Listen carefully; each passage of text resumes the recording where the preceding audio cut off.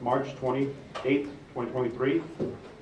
This meeting of the Seguin Independent School District has been duly called, and that notice of this meeting has been posted in accordance with the Texas Opens Meeting Act, Section 551.043 of Texas Government Code. We'll start off with our pledges for the United States and the Texas flag. And tonight we have Rylan Ramos from Barnes Middle School, 7th grader, who will lead us in the pledges.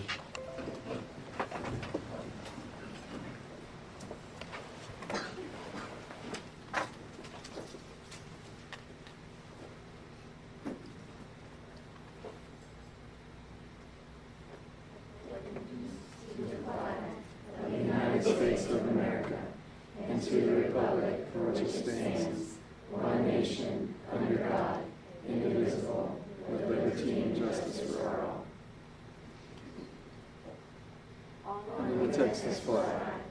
I pledge allegiance to the Texas, one state under God, one indivisible.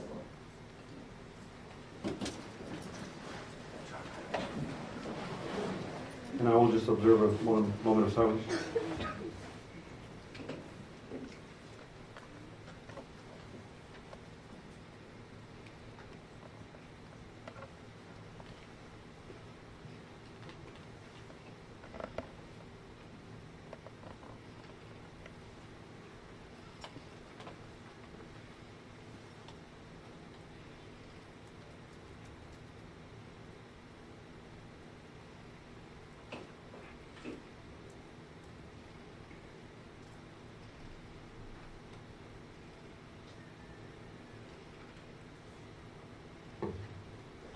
Once again, thank you, Rylan Ramos, for the pledges. The next item on the agenda is the superintendent announcements. Good evening, Matador Nation. April 24th is the first day to early vote in the May 6th bond election for a proposed new baseball and softball complex to be located at Seguin High School. The deadline to register to vote is April the 6th. If approved by voters, the $7.5 million facility will not result in a tax increase, and our future baseball and softball players will have a safe facility on par with many of our neighboring school districts. It's estimated that only 5% of eligible voters will cast a ballot in the May 6th election. I encourage all eligible voters to make sure that their voice is heard.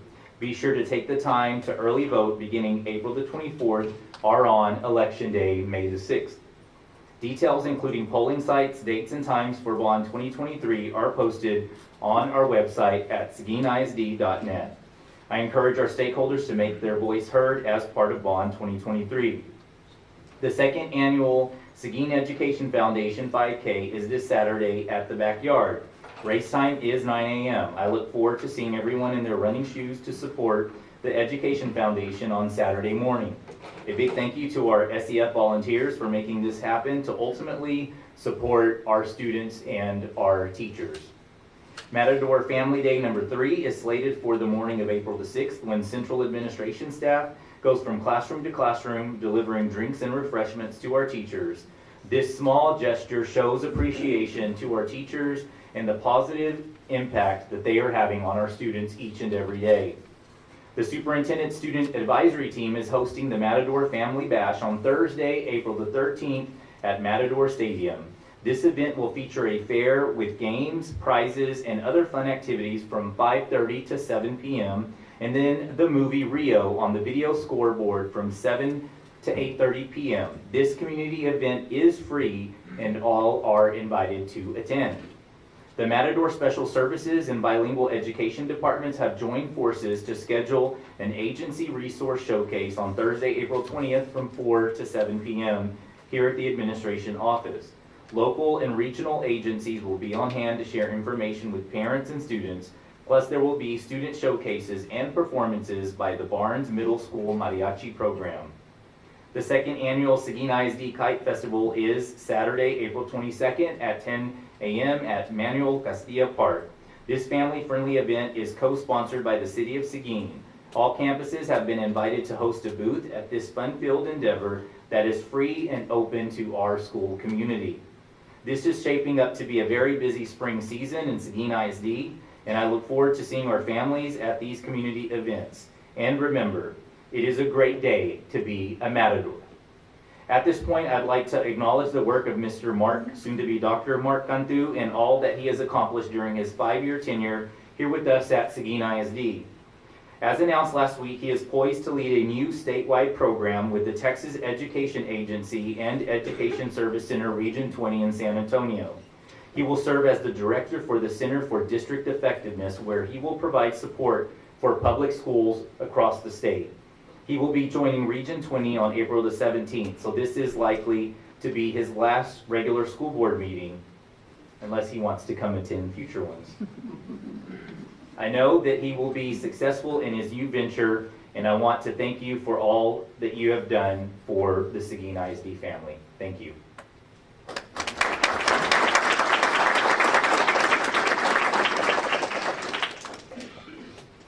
Now we'll move on to 1D, board member reports. And I know we have an active board, so if you can just kind of limit to one item or one that you attended since the last board meeting. And we'll start with Mr. Amador. I have nothing to report. I got to go see our students compete in the state Destination Imagination competition this weekend, and they made everyone proud. So that was great to see. I got to do a Seguin High School campus walkthrough for intervention time, and it was very impressive. The students, what they were doing in intervention, staying on task and taking care of business. It was very nice. I was able to go to watch our high school thespians perform in their one-act play. It was really great, and I'm very proud of that program, and I'm proud of how far the students went with it. Good evening.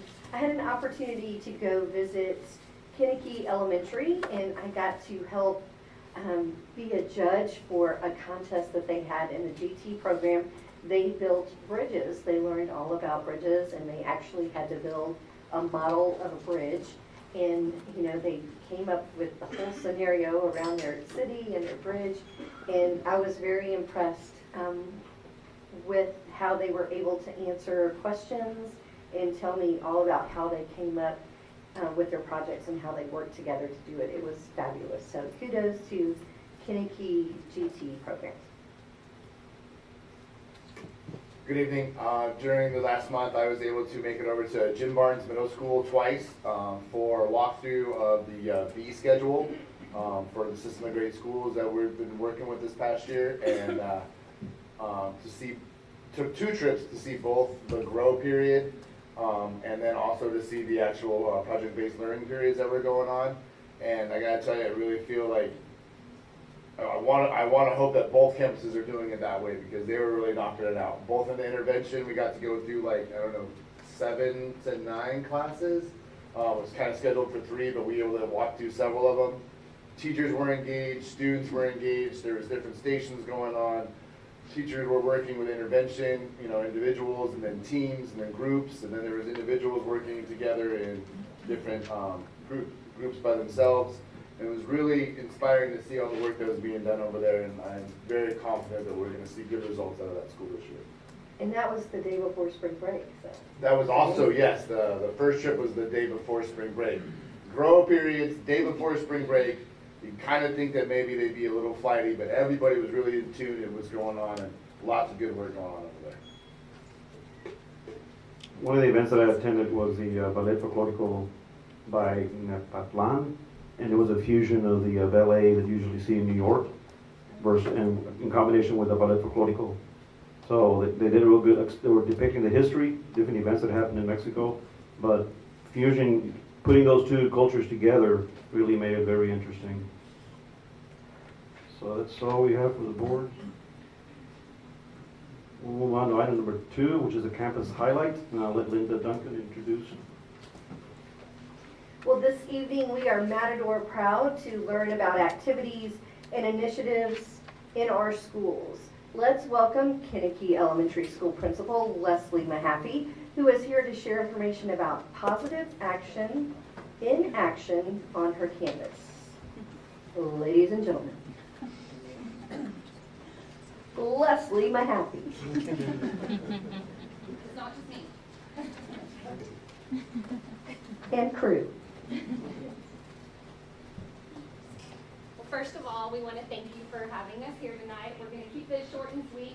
We want to talk a little bit about how we use the positive action lessons. At Kinnegad, we love LINK, we love positive action, but we also love writing. So an expectation on our campus all year long has been that those positive action lessons become like a relevant learning experience for our children, and our teachers engage the kids in either shared, independent, or an interactive writing experience almost every day with positive action. Good evening, I'm Amanda Santos, our academic dean, and here you'll see our different strategic priority goals. We know that that gives us a clear vision as our district, and we're going to show you tonight how we take all of our positive action and right on down to that, take care of our strategic plan there.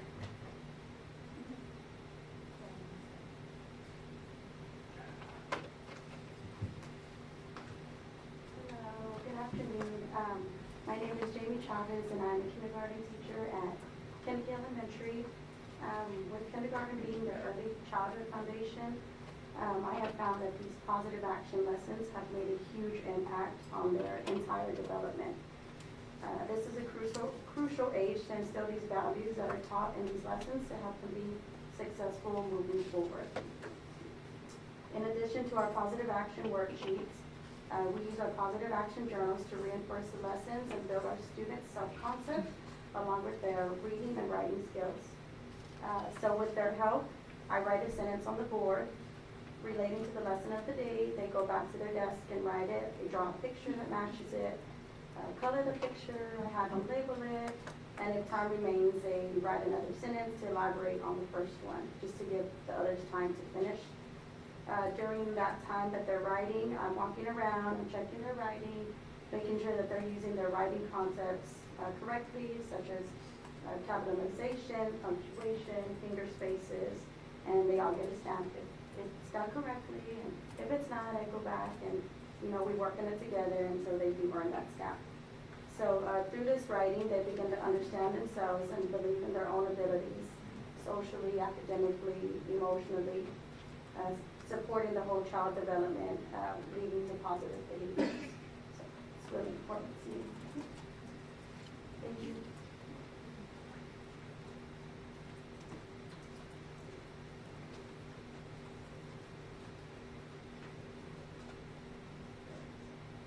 Hello, my name is Paulina Torres. I'm in the first grade dual language teacher.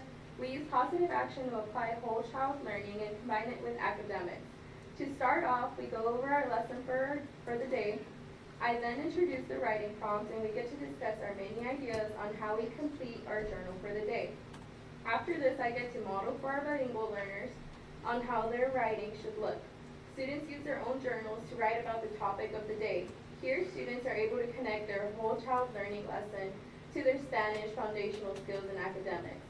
Today, I have two of my students, Michaela Rodriguez and Leonel Rodriguez, and they're sharing their writing prompt about keeping their chin up. We will go ahead and start off with Michaela, or Michaela.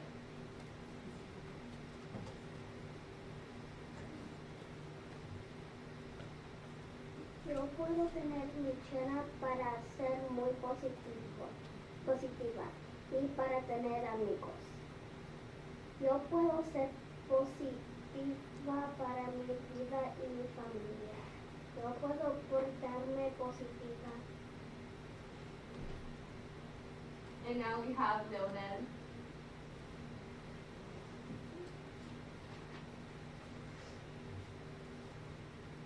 Yo puedo tener mi chin up para ser positivo, ser un muy brillante estudiante. Puedo nadar con mi familia, puedo correr con mi amigo, ser positivo. Thank you. Yay.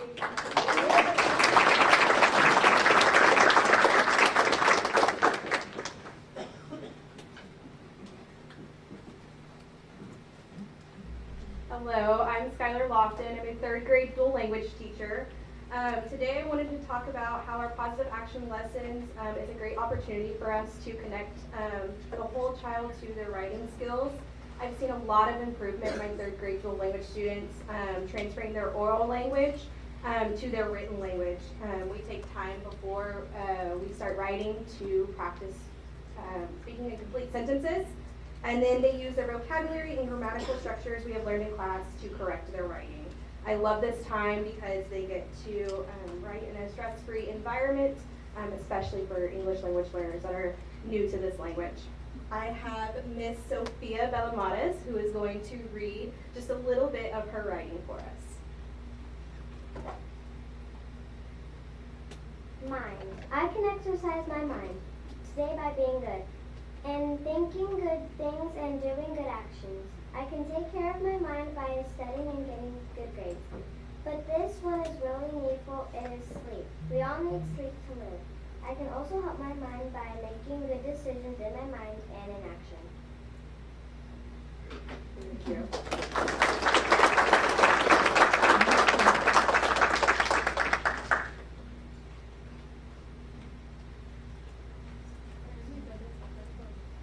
Hello, my name is Amanda Brown. These ladies and I have helped Ms. Mahaffey take an idea and turn it into reality. That has helped our students tremendously with writing. I create slides for my team to display in the morning. I use the positive actions main idea and the word of the day to create the response questions. These questions are guided towards how students can be successful in the school, whether that be in the classroom or on the playground. I also attach a comment off to the side, which is an exemplar response that other teachers can see what the response should look like. I include a writing checklist for the students to refer back to as they are typing. This helps the students self-check their grammar before having the teacher come over to check. When the students raise their hand, I check to make sure the sentences have capitalization, punctuation, and make sense. This helps the student to build on their grammar knowledge. If there's a mistake made, I ask myself, does the student already know this, or is it something that they have not learned already? This is when I will either tell them that there is something wrong at the beginning or the end of their sentence, or do a quick lesson on a mistake made. The students type their sentences on Seesaw. This helps them practice on their keyboards for when they have to answer responses on the STAR test. I also include a fun fact that adds a little fun for the students each day. I asked her to share because she plans for her whole team, and I think it's a great exemplar for the rest of our grade levels. A lot of thought goes into it, and she looks at our scope and sequence and grammar skills for the grade level, and it's just a really great example. Hi, I'm Danielle Nix, and I teach 4th grade. Each day we begin class with a positive action lesson and a writing prompt. Students write in their online journal and are encouraged to share with the class. As students share, not only are their peers making connections with their ideas, but they are also making suggestions for grammar corrections. This year, I've seen my students gain confidence, trust in one another, and become more powerful writers. Now we have Miss Kaylee Dwyer to share a piece from her journal. Her prompt was, where do you see yourself in 10 years? Dear future self, I know I want to be an accident lawyer and go to either Harvard Law or A&M. Be like Thomas J. Henry and save people a lot, and I mean a lot of money. This money will go to children's hospitals, churches, homes, food shelters, and homeless, all for the good of the community.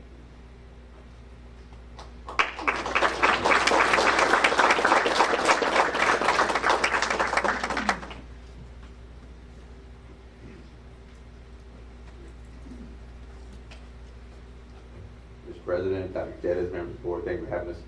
AAA is a program that we have at Kennedy, stands for Academics, Attendance, and Attitude. It's a program that we have that helps the whole child. We can tie it into LINK, we can tie it into positive action. What it is, it's a reward for our students if they meet certain criteria. For instance, if you want to raise attendance, of course, everyone wants to do that, lower referrals, get better grades. I did have some examples of our AAA compared to last year's data. In 2022, for instance, January of 2022, the attendance month was 89.6%. This year, it was 95.1. In this month, March, last year it was 93.6. This year it was 94.4. What this is the reward system for students to They show up, we meet their criteria, it could be less than 2 unexcused absences, obviously no referrals, a grade level, passing grade of 70, and that could fluctuate. We could slowly raise it to make our students be aware that they have to continue to strive and get better. It works at elementary and secondary levels. I created this program about 6 years ago at the secondary level, and so this is my first year at elementary where I put it together, but it's working because I haven't run straight data, but I know our referrals have dropped significantly this school year. Very, very proud of the students. We have pop-up AAAs where if we have a grade level that has perfect attendance, they might get like 100% attendance. They might get like cookies from the cafeteria as a reward. And we're shooting for that 3 days of perfect attendance to have lunch with Dr. Gutierrez. But we're very proud of the program. So thank you. And we just wanted to show how that, everything works together because we see improvement everywhere, and we think investing in these positive action lessons, investing in LINK, we see the result. It all works together. So does anyone have any questions for?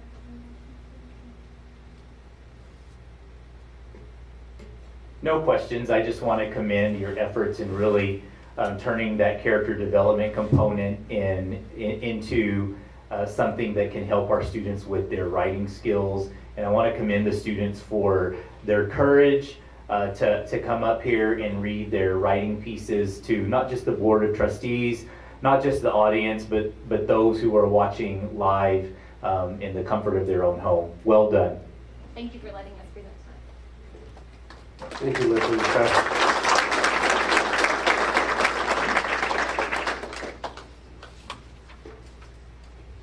And I will move on to 2B, which is student/staff/board community recognition. Dr. Gutierrez.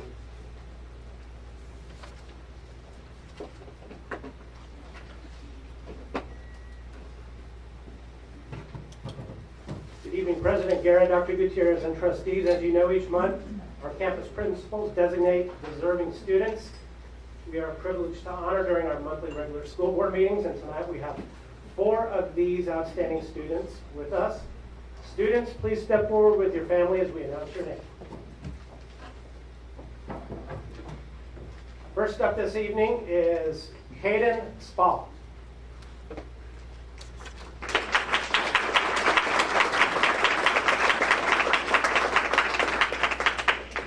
Caden is a 3rd grade student at Kennedy Elementary School. His teacher, Ms. Aguilar, notes that Caden is a wonderful leader. He is hardworking, kind, honest, and a great friend. He is always happy to help others and has a very positive attitude. Caden is in the GT program at Kennedy, has perfect attendance so far this school year, which is pretty amazing, and he enjoys playing soccer when he's not studying. Caden's parents are Joshua and Alyssa Spall.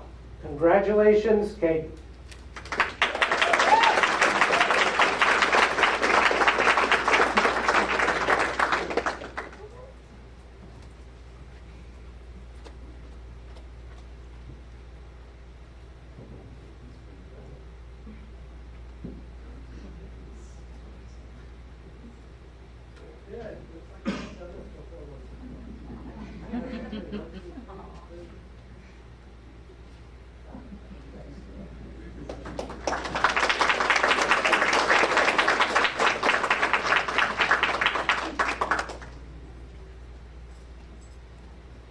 Second honoree this evening is Rylan Ramos.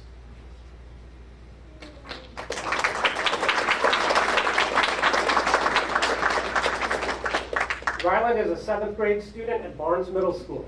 His teachers report that he is very respectful and hard-working. He goes above and beyond in his classes, and as an athlete strives to maintain his good grades as he practices and competes in a variety of different sports. He is very dedicated, dependable, and most of all, he is a caring person. It is noticeable that he has strong family values that will guide him to be a productive citizen in our society, in our city, in our state, and most of all, in our country. Rylan's parents are David and Dawn Ramos. Congratulations, Rylan.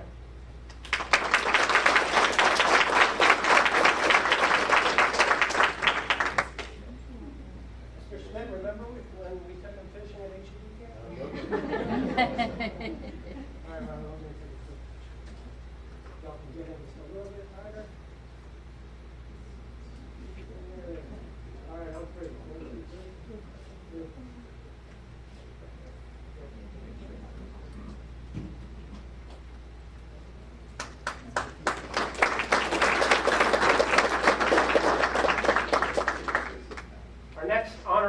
Ava Hyasoso Gonzalez.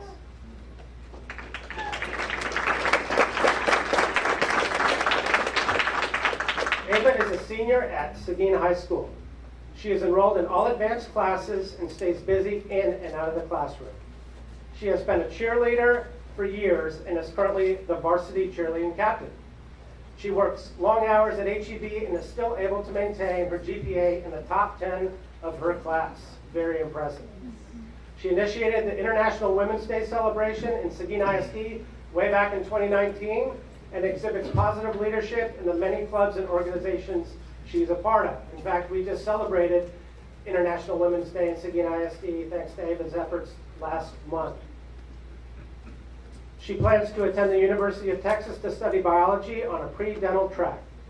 Dr. Esquivel and the Seguin High School faculty and staff overwhelmingly agree that Ava makes every day a what? Great day in math. You got it. Ava's mother is Maria Hinojosa. Congratulations, Ava.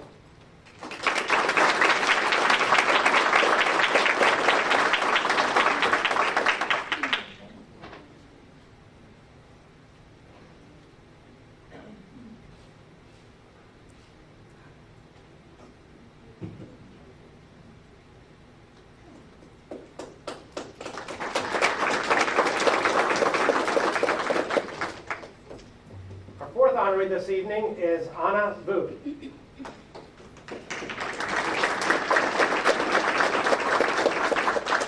Anna is a senior at Seguin High School.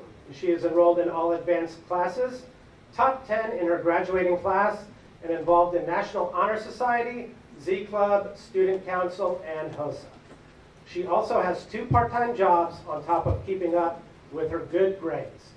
She is very responsible, dependable, and bilingual in English and Vietnamese. Her parents are Pamela Nguyen and Lam Vu. Congratulations, Anna.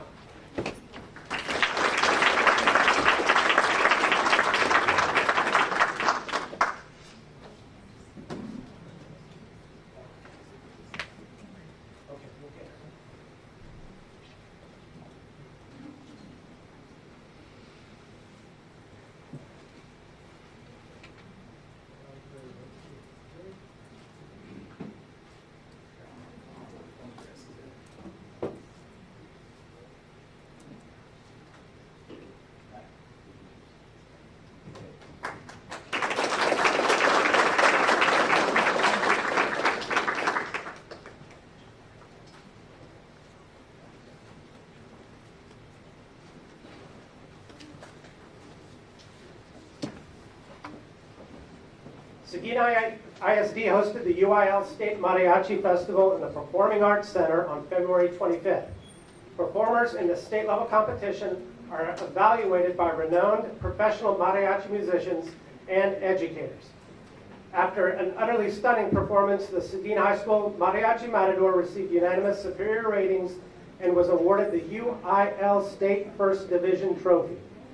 Additionally, 8 students were awarded gold medals for outstanding performance, and we are very Matador proud to have many with us this evening. Please step forward for a group photo as we introduce you and call your name. Tatum Ranau.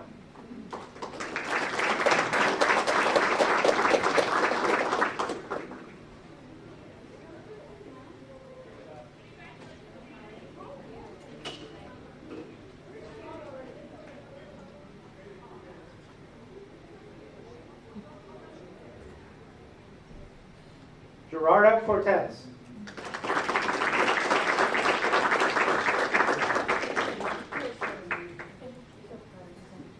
Isaiah Juarez.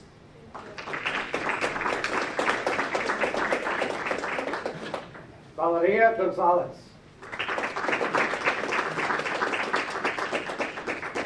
Moises Estrada.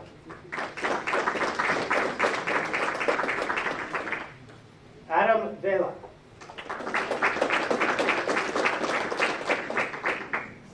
Abel Davila.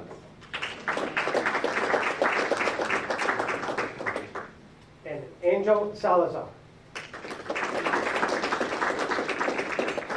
Not only a big congratulations to these students, but also to their families for all their support in getting these students where they are today at this level, which is just outstanding for Seguin ISD. Mariachi Matador is under the direction of Rafael Alarcon, and the Seguin ISD Fine Arts program is led by Mark Diaz.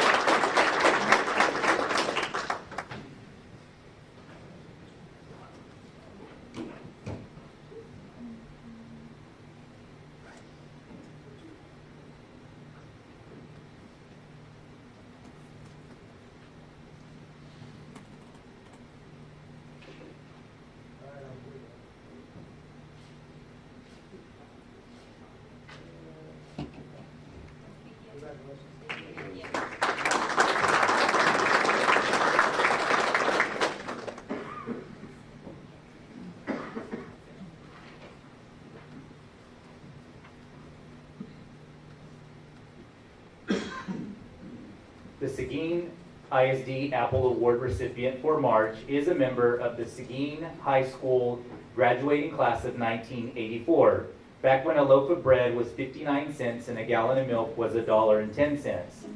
In the recent past, this individual has dedicated countless hours and exemplifies community service, especially towards the teachers and students of Seguin ISD. She has served on the Seguin Education Foundation Board almost since the organization's inception in 2004, and currently serves as the Seguin Education Foundation Vice President of Development and Chair of the Celebration of Excellence Committee. Along with her husband, Ben, their two businesses, Diamond Air and Bloom Realty, have adopted two Seguin ISD campuses during the last 2 school years, Bogle Elementary and Barnes Middle School. Thanks to adopting these schools, students and teachers benefit from generous financial and resource support. She also organized a political action committee in support of Bond 2022. It is no surprise that she is always available to help in any way she can with any task, large or small. Let's show our Matador appreciation for this Rockstar Matador community member, Krista Moreno.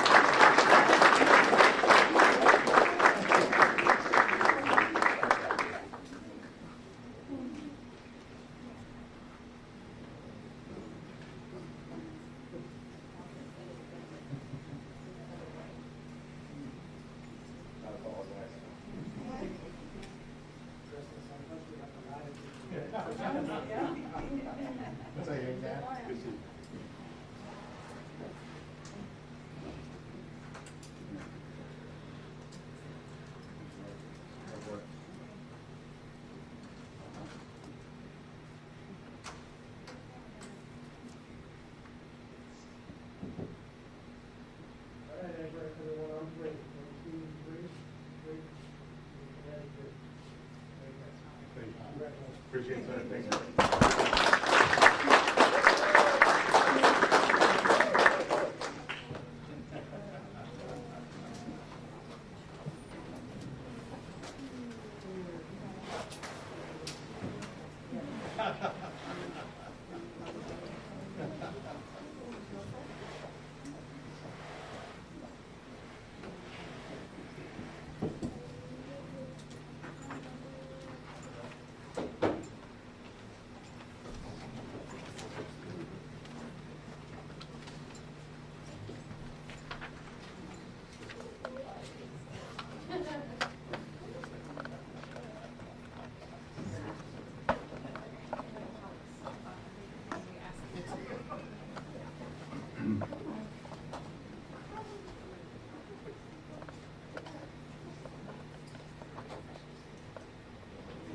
Thank y'all.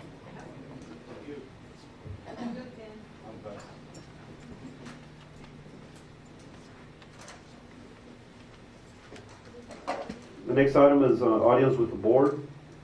Seguin ISD Board of Trustees designates a time for audience participation at the beginning of each meeting to hear persons who desire to make comments in accordance with board policy BED local. So 3A says, those wishing to speak shall sign up before the meeting begins, stating the concern or noting the agenda item they wish to address. Audience participation is limited to 5 minutes. The board shall not deliberate any subject that is not on the posted agenda. Today we have 2 members from the audience. First one will be Jerry and Melissa Belmares, and the topic is bullying. And just to let our members of the audience know that Carl Jenkins will be the timekeeper for 5 minutes, and he will let you know when you have 1 minute left.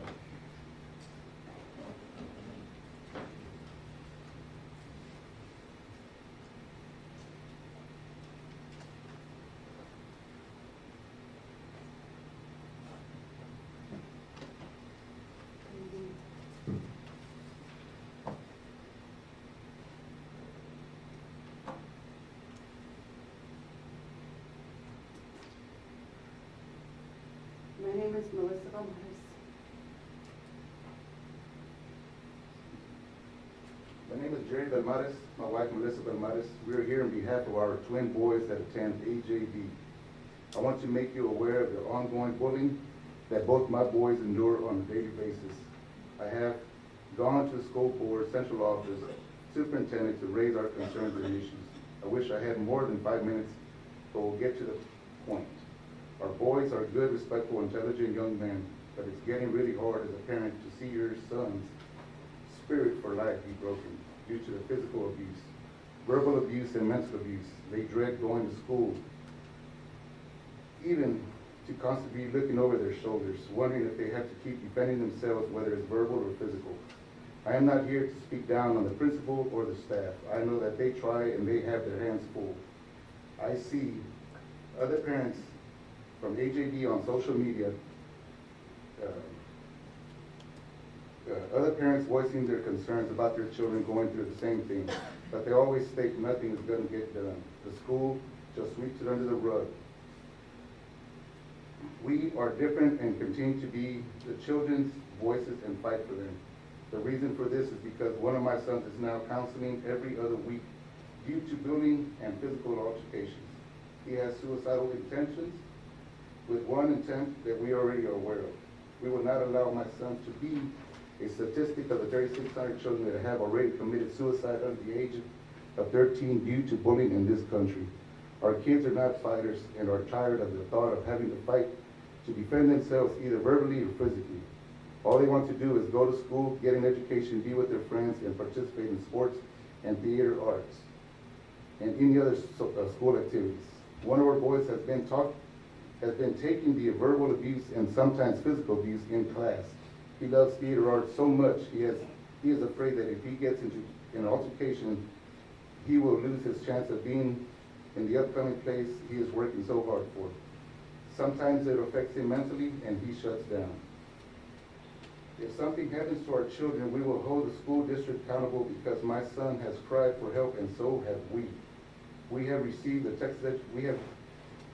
Texas Education Codes, Section 370832 and Section 250342, and Davis Law. There are countless lawyers to represent families with these types of issues because of bullying. I hope that after hearing my voice, that you will take it, talk it over, and make the necessary changes that will help not only our children, but other children and their families who have not voiced their concerns.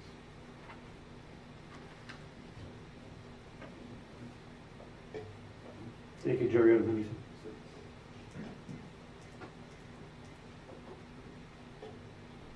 The next family is Renee and Gabriela Belmares, and the topic is also bullying. Once again, just a reminder about the timekeeping, 5 minutes, and Carl will let you know last minute.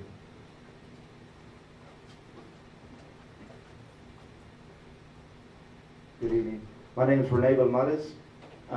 Obviously, that is my brother and sister-in-law who just spoke.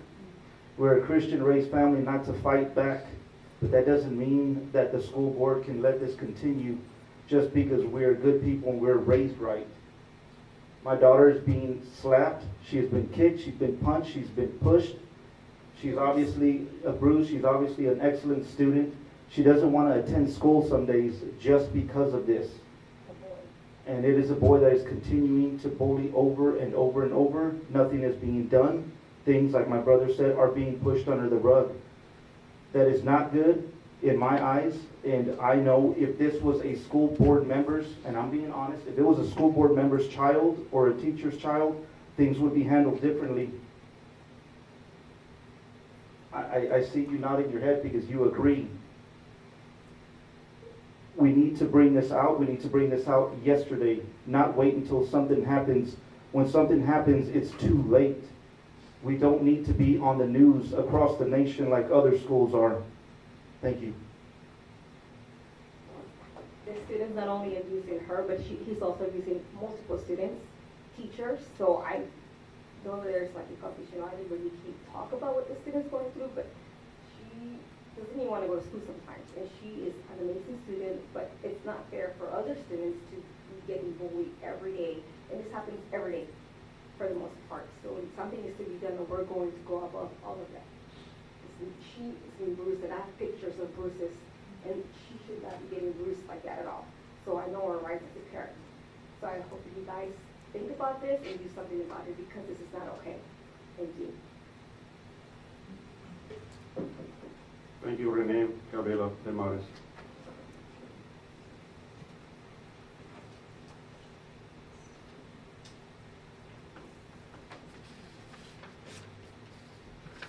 Now we'll move on to the reports and information items.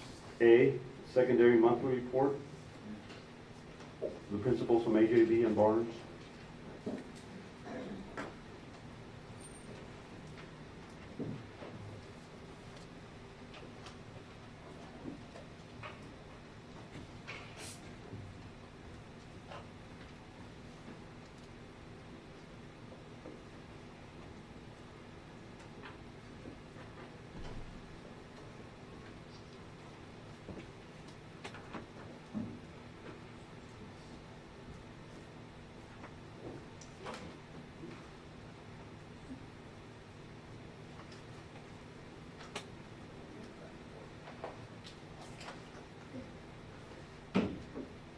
Good evening, President Guerra, Dr. Gutierrez, board members.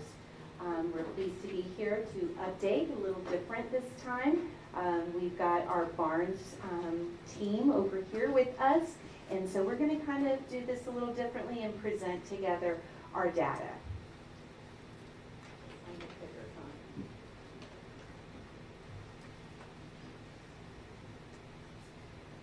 Okay. So as you see here, we have our attendance, and I'm just very pleased of the attendance that is going on at AJB. It's not at our 95%, that is our goal, but it is better than last year, and that's always what we want to do. It's what we tell the kids, right? We're going to do better each and every time. So right now we're sitting at 92.34%. And every day we keep hitting, sometimes we hit 94, 95%, and we celebrate those days. And we let the kids know that we want them there at school. And so as you can see, we're doing well. I don't know who's going to be my team partner over here for Barnes. All right. You want to talk about your attendance? Auditioned this. Okay. So we are sitting this last month. We were down from the previous month by 2 percentage points. Up from last year, but definitely not happy or satisfied. Had the opportunity to meet and present a little bit of our attendance plan to the superintendent at SLT. And one of the things that we really looked at trying to do, and we started doing that at one of our meetings that we had this week, is basically having to add administrative staff, help the attendance folks. Basically what we're doing is we've identified our top tier students that are absent, and we're going to go by grade level, and it's pretty evenly split. I'm going to help out at one particular grade level because there's definitely more kids at the 8th grade level, and then we're just going to, it shouldn't take a ton to get a percentage point when you look at the fact that you're having less than 800 students, and you kind of do the math, 10% would be 80 kids. Just breaking that down, you're looking at 8 kids to move up a percentage point. So that's kind of what we're really trying to do.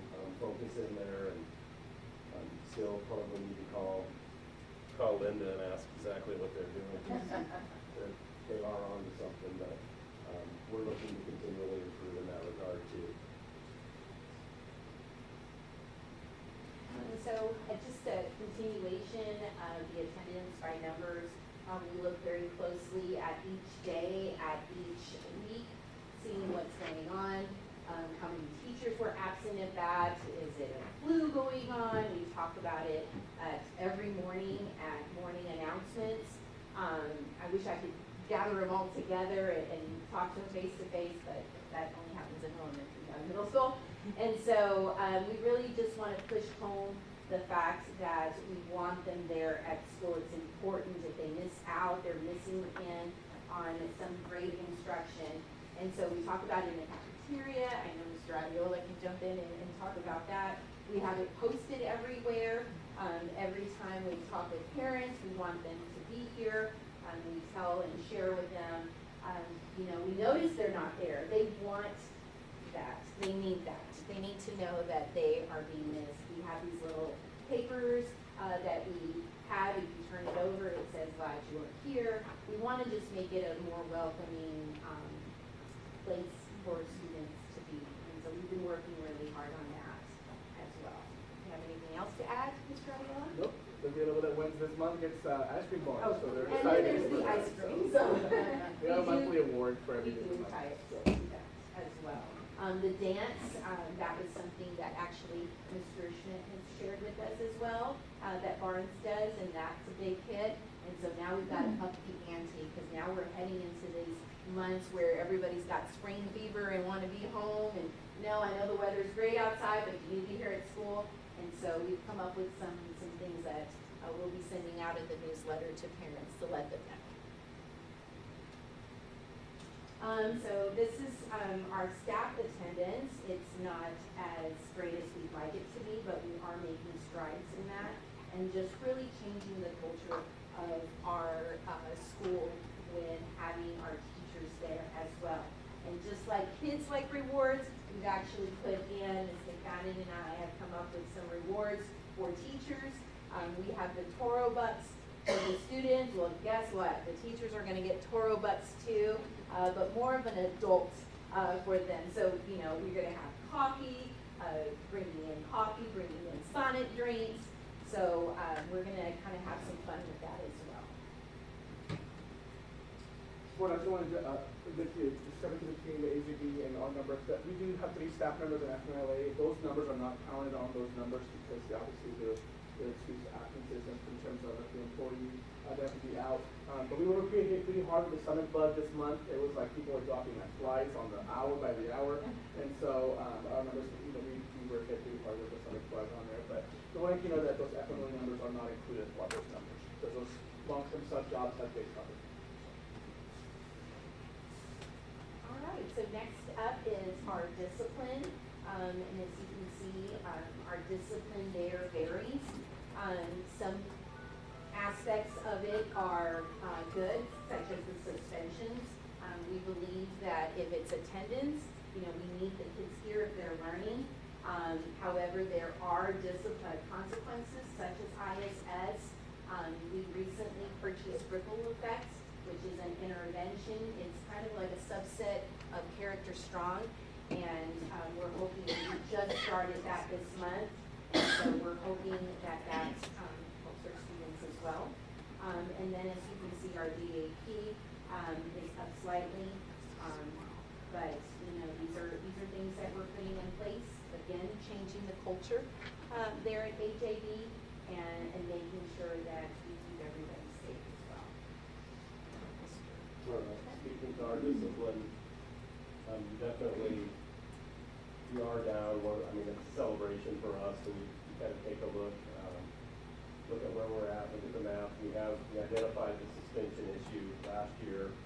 We had a ton of suspensions. We were without ISS for a while, so some of that had to happen. We are also very vigilant. We've recently gotten gate detectors, and those things go off. Those those things go off on the weekend when you're at home, it says the battery's low.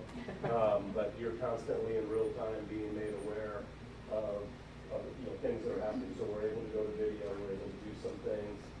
And also, as far as kind of getting back to the whole issue of student conflicts and what is considered, is a fight, what is considered when students are in conflict. We basically, our approach has been that if there is something like that happening, we kind of suspended and done a little bit of investigation and make sure and put kids at home. Maybe, I don't know, maybe that's an old school approach. But I think that when you look at the suspensions that we have and some of the things that are happening with students this time of year, kind of like y'all said, and that conflict or fighting, that is something that has happened from time to time. So as an admin team, we continue to be vigilant. We basically came up with an all hands on deck approach. And we communicated that when we got back from spring break, got some pretty good feedback on it. And really we find that just by being out, meeting the eye of students, communicating with students, that we're definitely better. Things are better when that's happening. So a lot of times that there might be something happening or there might be somebody that dropped in and wants to meet. In that case, after passing time, we'll gladly meet with them, but we know that we need to be there for students and we need to be out. And like I said, be vigilant.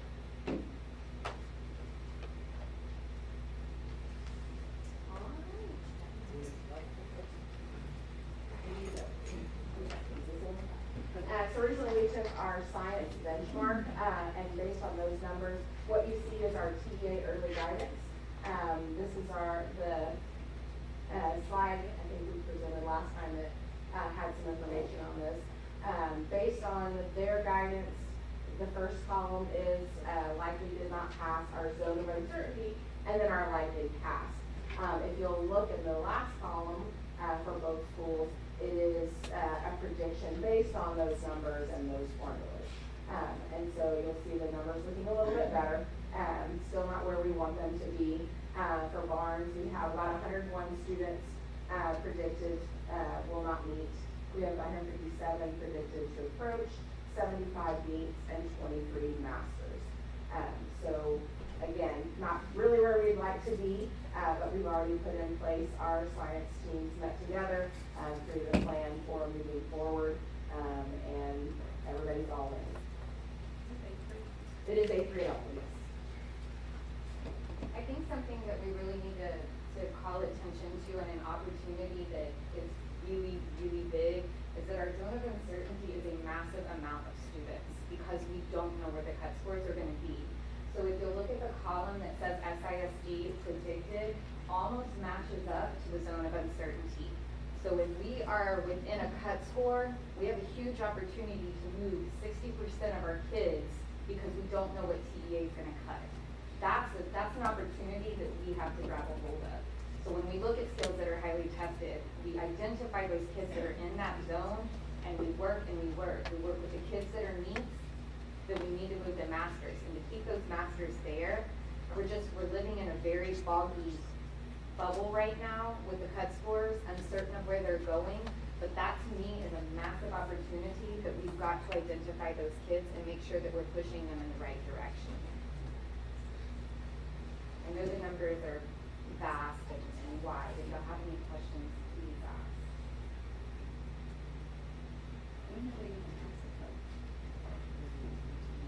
My understanding is after school is let out, September.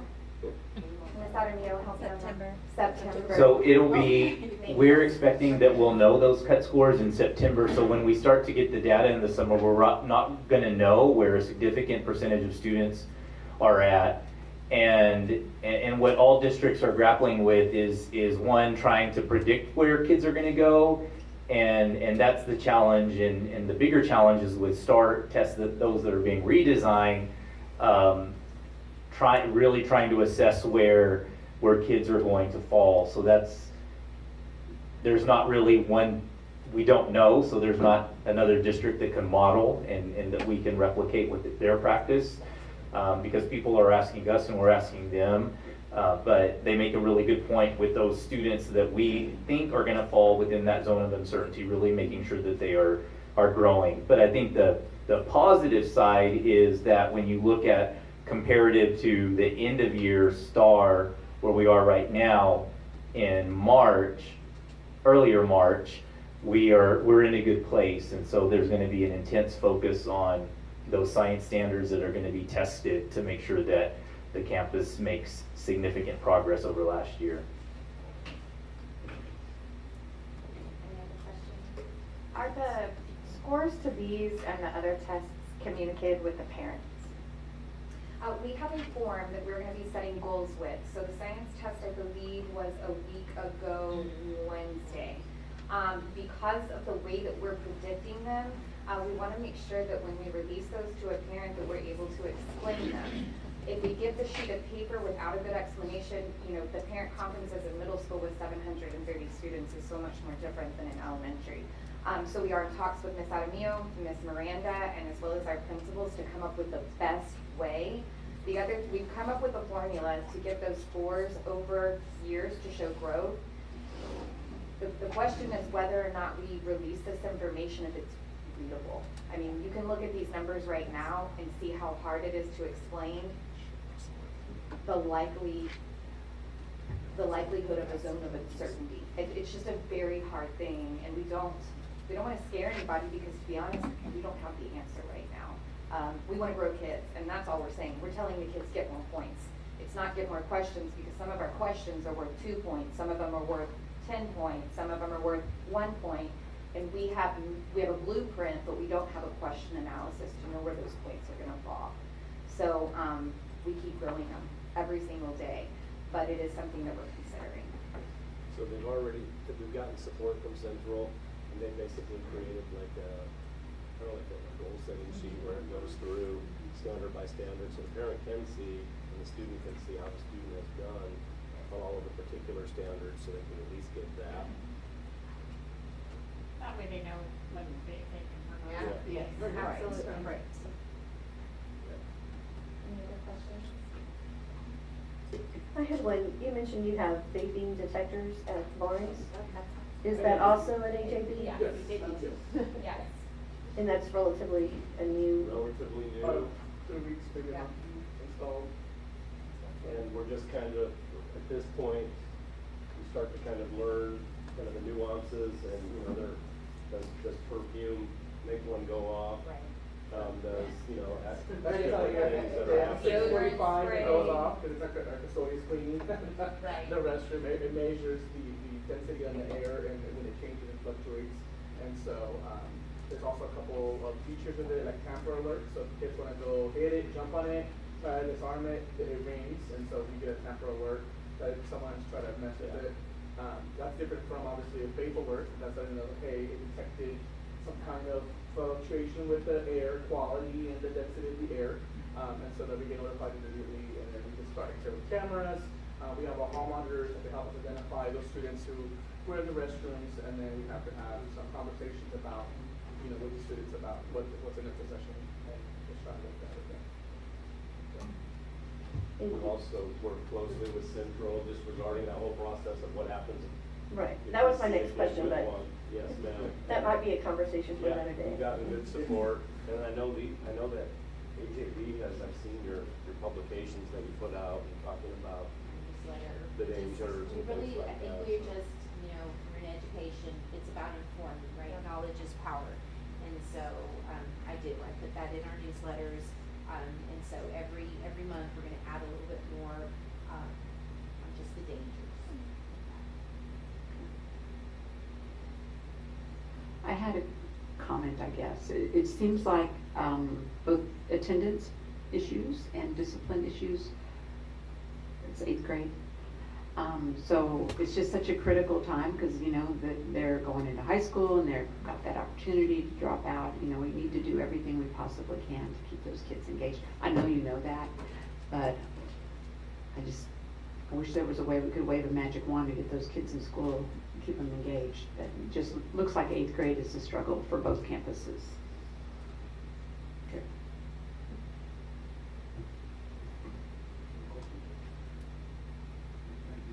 Thank you. Thank you. Keep doing the hard work.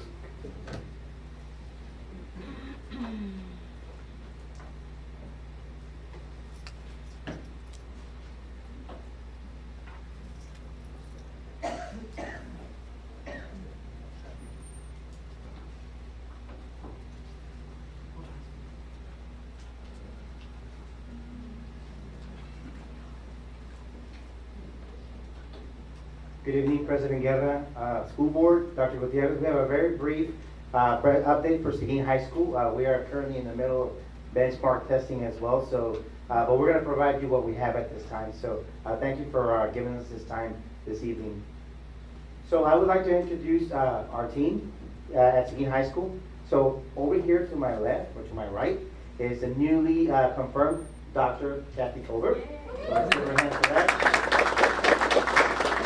Over here is Ms. Amanda Hardwick. She's been working very hard with our English department and transforming a lot of our practices down there.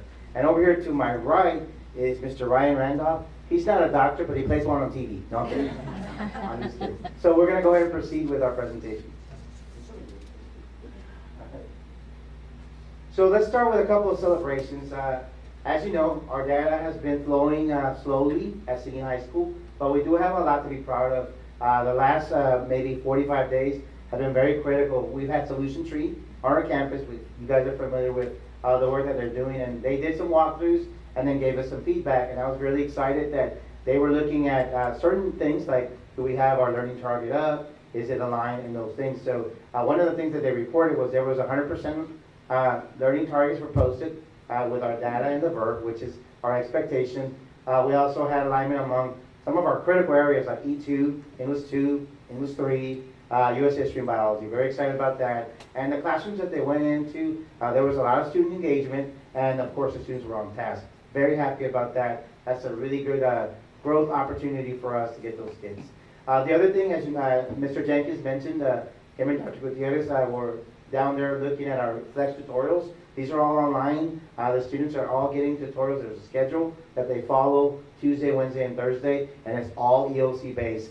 So we're excited about having launched that and the progress. We've had kids already finish an entire tutorial, and they're getting what we call Matador bucks, which they can turn in for a failing grade later on down the road. So I talked a little bit about Ms. Hardwick. She's been very instrumental in working with our English 1 team. There are a bunch of very energetic young teachers, but they need a lot of guidance, and we've been able to work with them, and they're doing a phenomenal job. They've really improved from really a couple of weeks to now. We're seeing a transformation, and we should see results as a result of that. So STAR 2.0, Dr. Gutierrez talked a little bit about this. We are transitioning all of our work to that. So like, for example, in U.S. history, they're getting exit tickets based on these questions. These are tough questions. We're used to getting, here's one answer, but now they have to choose 2 answers. And have to do different things with their online tests. So we're heavily involved with our students in that. And of course, we have an all-hands-on-deck approach.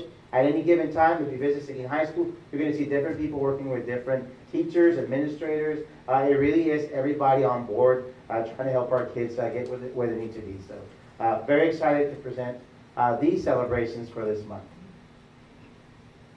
And now we will talk a little bit about data with Dr. Kohler. Good evening. First, we have our English 1 data. We just took the last interim right before spring break. And this is the first assessment that is the same, similar in length to what they're going to take on EOC, and is set up as the same as the blueprint. So they have the different item types and the new prompts that they will be writing to. So with that interim, our approaches was stable. We stayed right at the same percentage of approaches. With those new item types, the new writing prompt, our needs and masters did come down a little bit. But with this data, it gives us a clear picture of where we need to focus. And with Ms. Hardwick's support, we are working on making sure that we address those issues where we need to improve. So what we were able to do is break this down to the student level. We were able to identify 100 English 1 students that if we can push those students up into approaches, we can move our approaches level to 68%. So we went through and identified those specific students, highlighted them, and then gave those to the teachers so that they can have conferences with them. Every single teacher met with every student to do goal setting and talk about their writing, because as you know, writing is one of those areas that we're all struggling with.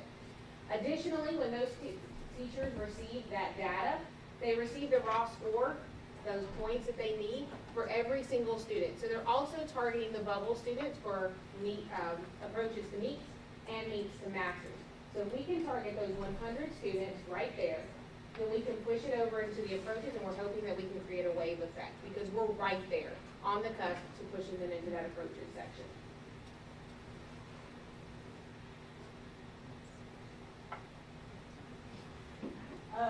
So as I talked about, we've looked at that so that we can focus on those areas. Ms. Hardwick and Ms. Weir, our instructional coach, is supporting the team with writing lesson plans and helping with slides so that the lessons are very aligned and very targeted to the areas that the students need support in. Our PLCs have really improved over the last few weeks, especially with this team. They're very involved. They're really talking about the lessons, really seeing where we need to focus, and invested in the process so that we can really have a good outcome for our students. And then we have some of the TEKs that we have focused on, so those are in some of those upcoming lessons, and we are using those to spiral that content for students, and just making sure that we push on those students that are in those areas that are ready to hit that next performance zone so that we can really move that progress. So when we talked about how we're going to get to this, there's several different aspects of this plan of action that we really want to focus on. What are our administrators' actions? And so from an administrative team's point of view, these are the things that we're doing to really support our teachers and getting these kids where we need them to be. So we do have push-in support. We've been able to bring in substitutes who are regularly going into these classes that are supporting our teachers as being able to work with different groups of kids if they're doing stations while the teachers are meeting individually with those 100 students to bring them up where we need them to be. We do daily walks, sometimes multiple times a day. We'll go in first period, see what we see, give some feedback, come back in 3 periods to see if they've initiated some of those changes that we were suggesting. The PLC support, as Ms. Hardwick and Dr. Kober just said, we've seen a big change in the way that the team is working together. And so we're excited about that. Administrators, as we walk into classes, if you see kids that are disengaged, or if the teachers or those push-in support subs let us know about students that are disengaged, we're calling home and we're stressing to the parents the importance of the next 20 days. We really need your student to be involved in this class. This is what we're seeing. Please help us. How can we work together to make sure that we're getting your kids where they need to be? And we do have a couple of classes of what we call a hybrid class. These are students that have traditionally struggled a little bit with ELA, and we're making sure that we're meeting with the teachers of that because of their schedules. They're not always able to attend the PLCs with the full E1 team, but we are meeting with them individually and helping them. With teacher actions and coaching plans and that, the big focus is internalizing these lessons in PLC, rehearsing them during PLC so that, like Dr. Esquivel said, we've got a really energetic group of young teachers. So that inexperience sometimes comes into play. So being able to rehearse this during PLC and seeing how that can be delivered and where those pitfalls may be to correct some of that before they get in front of the kids. So they know, and they can have notes. They walk around with their notes. What am I looking for when I walk around the classroom this time? What should I hear my students talking about, and how can I guide their thinking out there? Our campus instructional coach, Ms. Weir, and the coordinator, Ms. Hardwick here, are coaching in the moment when they're in class. They're doing what they call elbow coaching, so they're able to kind of tap in with the teacher and say, hey, here's a missed opportunity. Here's something that you can correct in the moment, and really upping that instruction there at that time so that they can make that correction in that class period and for the following class periods. In monitoring the data, we are watching our exit tickets. We're very closely aligning those with the goals of the day and being able to use that data to guide and form our instruction moving forward? Are there areas that we really need to focus on, teaks that we need to start to really pay attention to that we're struggling with? Working to calibrate our writing analysis. That can be difficult when you're with those kids all year long. Sometimes you know, because you talked with the kid, what their intent was when they write, but we can't use that because when they're graded on that EOC, those graders don't know our kids. They don't know what their intent was. And so being very intentional about how we calibrate that and providing that feedback to the kids in those writers conferences. So that push and support is really helpful in keeping the rest of the class on task while that teacher can meet one-on-one with those students and go over, hey, this is where you did this really good. Here's how you can improve this and bring it to the next level. With E1, our boot camp is going to start on April 10th. That gives us 11 days of very intense focus to prepare those students for that start or that EOC test. Those lesson plans are going to be created by Ms. Weir and Ms. Hardwick so that we're very targeted and using the data that we've been collecting all year long to focus on the standards that we need to. And again, the writing workshops and conferences.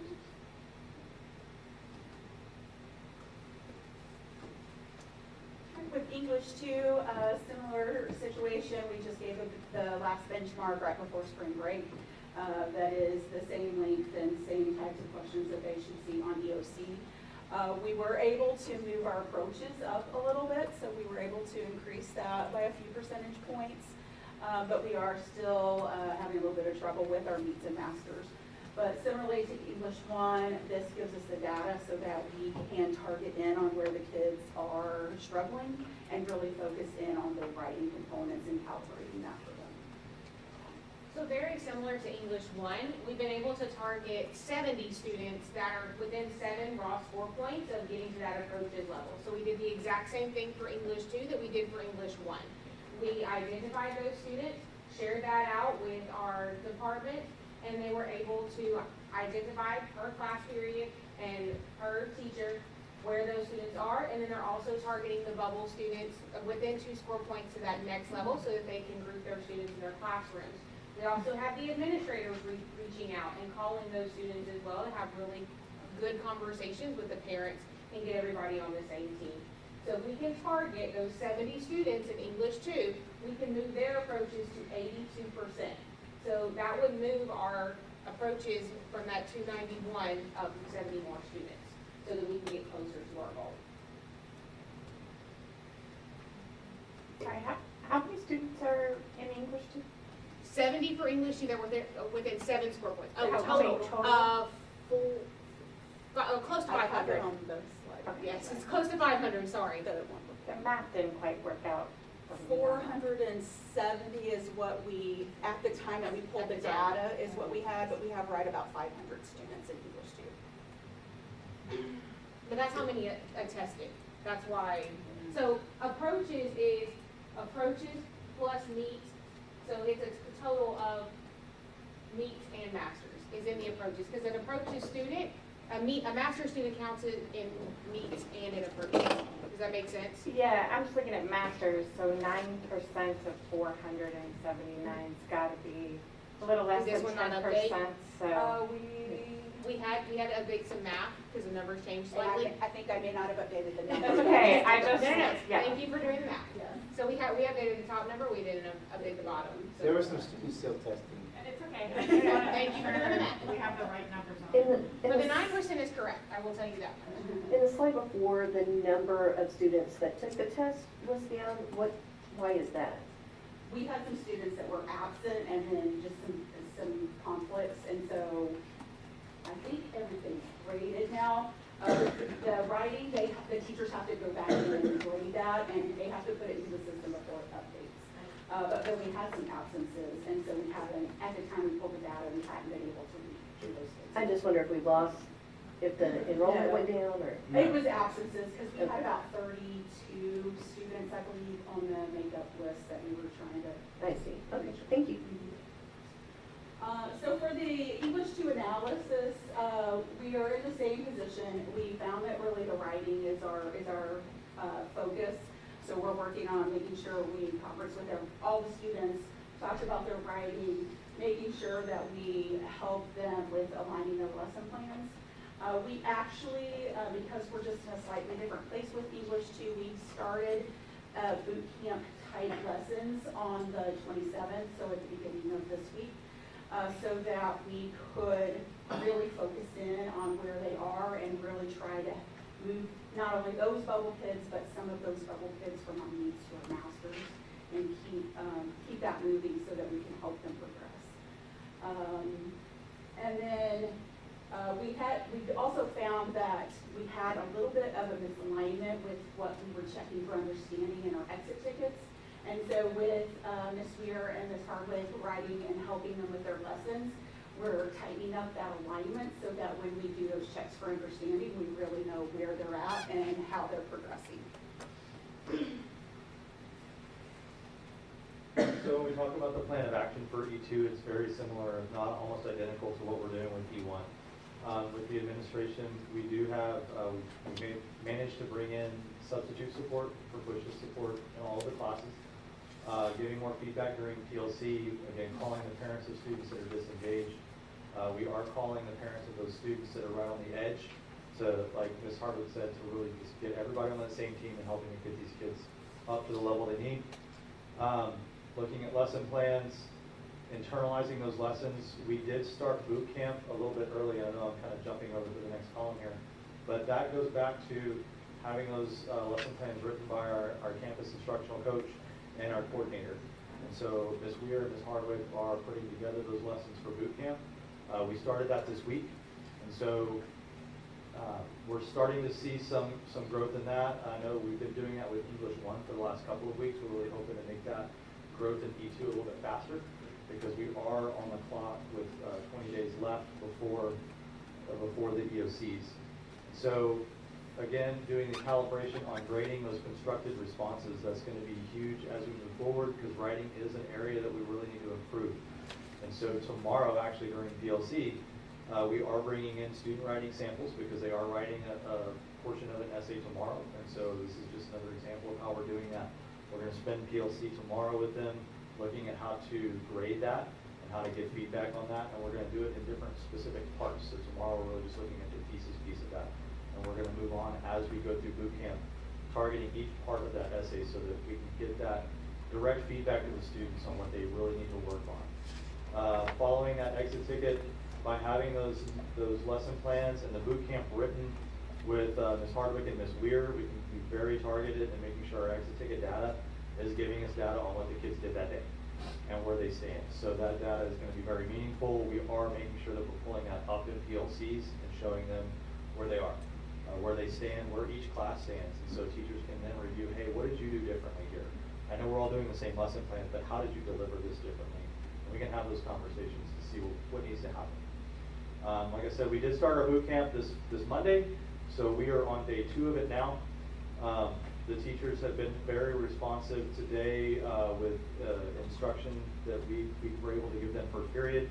We walked back in 4th period and then again 6th period, and we're seeing changes throughout the day in the way that they were delivering those lessons. So really looking forward to seeing how, if we've seen that growth in 2 days, where we see them on Friday and again on Monday.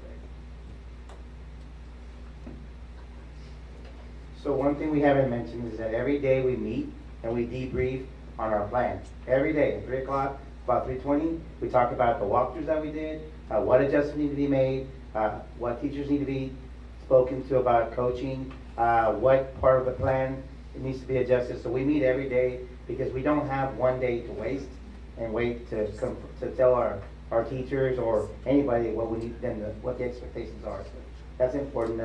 So this concludes our presentation. As you can see, we put a lot of work into it, a lot of really focused work into it. If anybody has any questions at this time.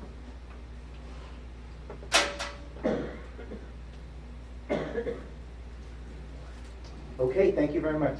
Thank you.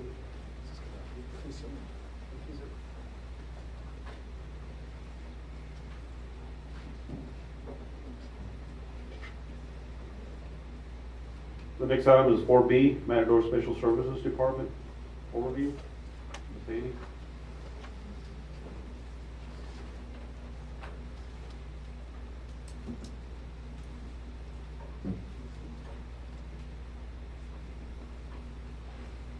President Guerra, Dr. Gutierrez, trustee members, thank you so much for the opportunity to present on the special education program update.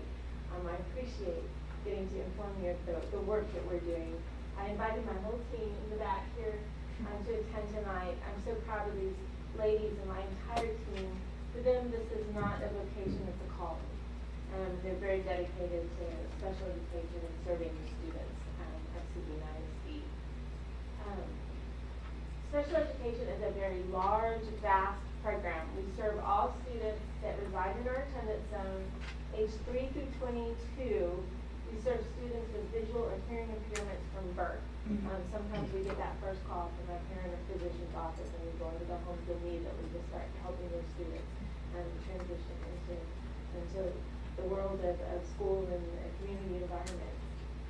So we provide just a vast array of services to meet the needs of all the students with disabilities who live in our zone. It's all individually based and just too vast to mention, really. So, as of October 2022, our student count was 1,161 students identified for special education supports in Seguin ISD. That's approximately 16.3% of our total school population is identified now as a student with a disability, and that number is growing every single school year. I included growth counts going back to 2018. As you can see, we grew almost 200 students this last school year, which is a significant gain for special education programs. We're working hard to identify those kids in need and get them into services. I included some slides that are in your packet that you can look at for information only. It's based on the types of disabilities of students that we serve. As you can see the numbers of students that we serve with each category, and then the number of students per campus that we serve with disabilities. So the programs that we have to offer in the district, we have special education intervention programs and resource supports available at every single campus. This is small group or individual instruction in general education environments generally. Resource services may pull students out in small groups to work on specialized goals and objectives during the school day. So that's the largest part of students we serve receive inclusive or small group resource settings. We also have the PLUS program, which is our behavioral support program. It stands for Positive Learning, Understanding, and Support. And it's behavior support for students in campus environments. We serve students in inclusive settings as much as possible. We give them the opportunity to learn in the general ed environment and pull them out when we need to address behavioral issues and concerns with the goal of getting them back in the class as soon as we can work through the issues. We use daily behavior charts, redirection, social skills instruction, and behavioral coaching. These programs are at Kennedy, Vogel, AJB, and SHS right now. Essential Academics is a self-contained program for students with cognitive impairments. They're working on individualized IEP goals and working towards independent functioning and daily living skills and functional academic level skills. These classes are available at Weinert, Jefferson, Rodriguez, Jim Barnes Middle School, and Seguin High School. This year, we've had a structured learning classroom at Weinert and Vogel. This is for students that are in essential academics but need a higher level of academic services. So they're working on individual goals at their level with a lot of structure and supports in place to foster independence. As you can see, they have a lot of organizational assistance and behavioral charts in the classroom to keep them on task and working towards goals. And then we have our capstone, our Seguin Works 18+ transition program.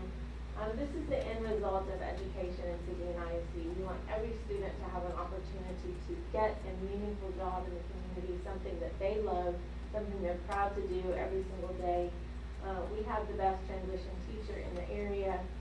We pull in students from Marion ISD, Navarro ISD to come to attend this program. It's a flagship program in the area. If you have not been able to visit, I encourage you to do so. Let me know. We'll arrange for you to go walk the program and see it in action. It is worth visiting to see what they're doing. They have a print shop now. They run a food bank for the community out of their facility. They have simulated work environments. It's just a super dynamic program. For the past 2 years prior to this school year, Seguin was identified with something called disproportionality.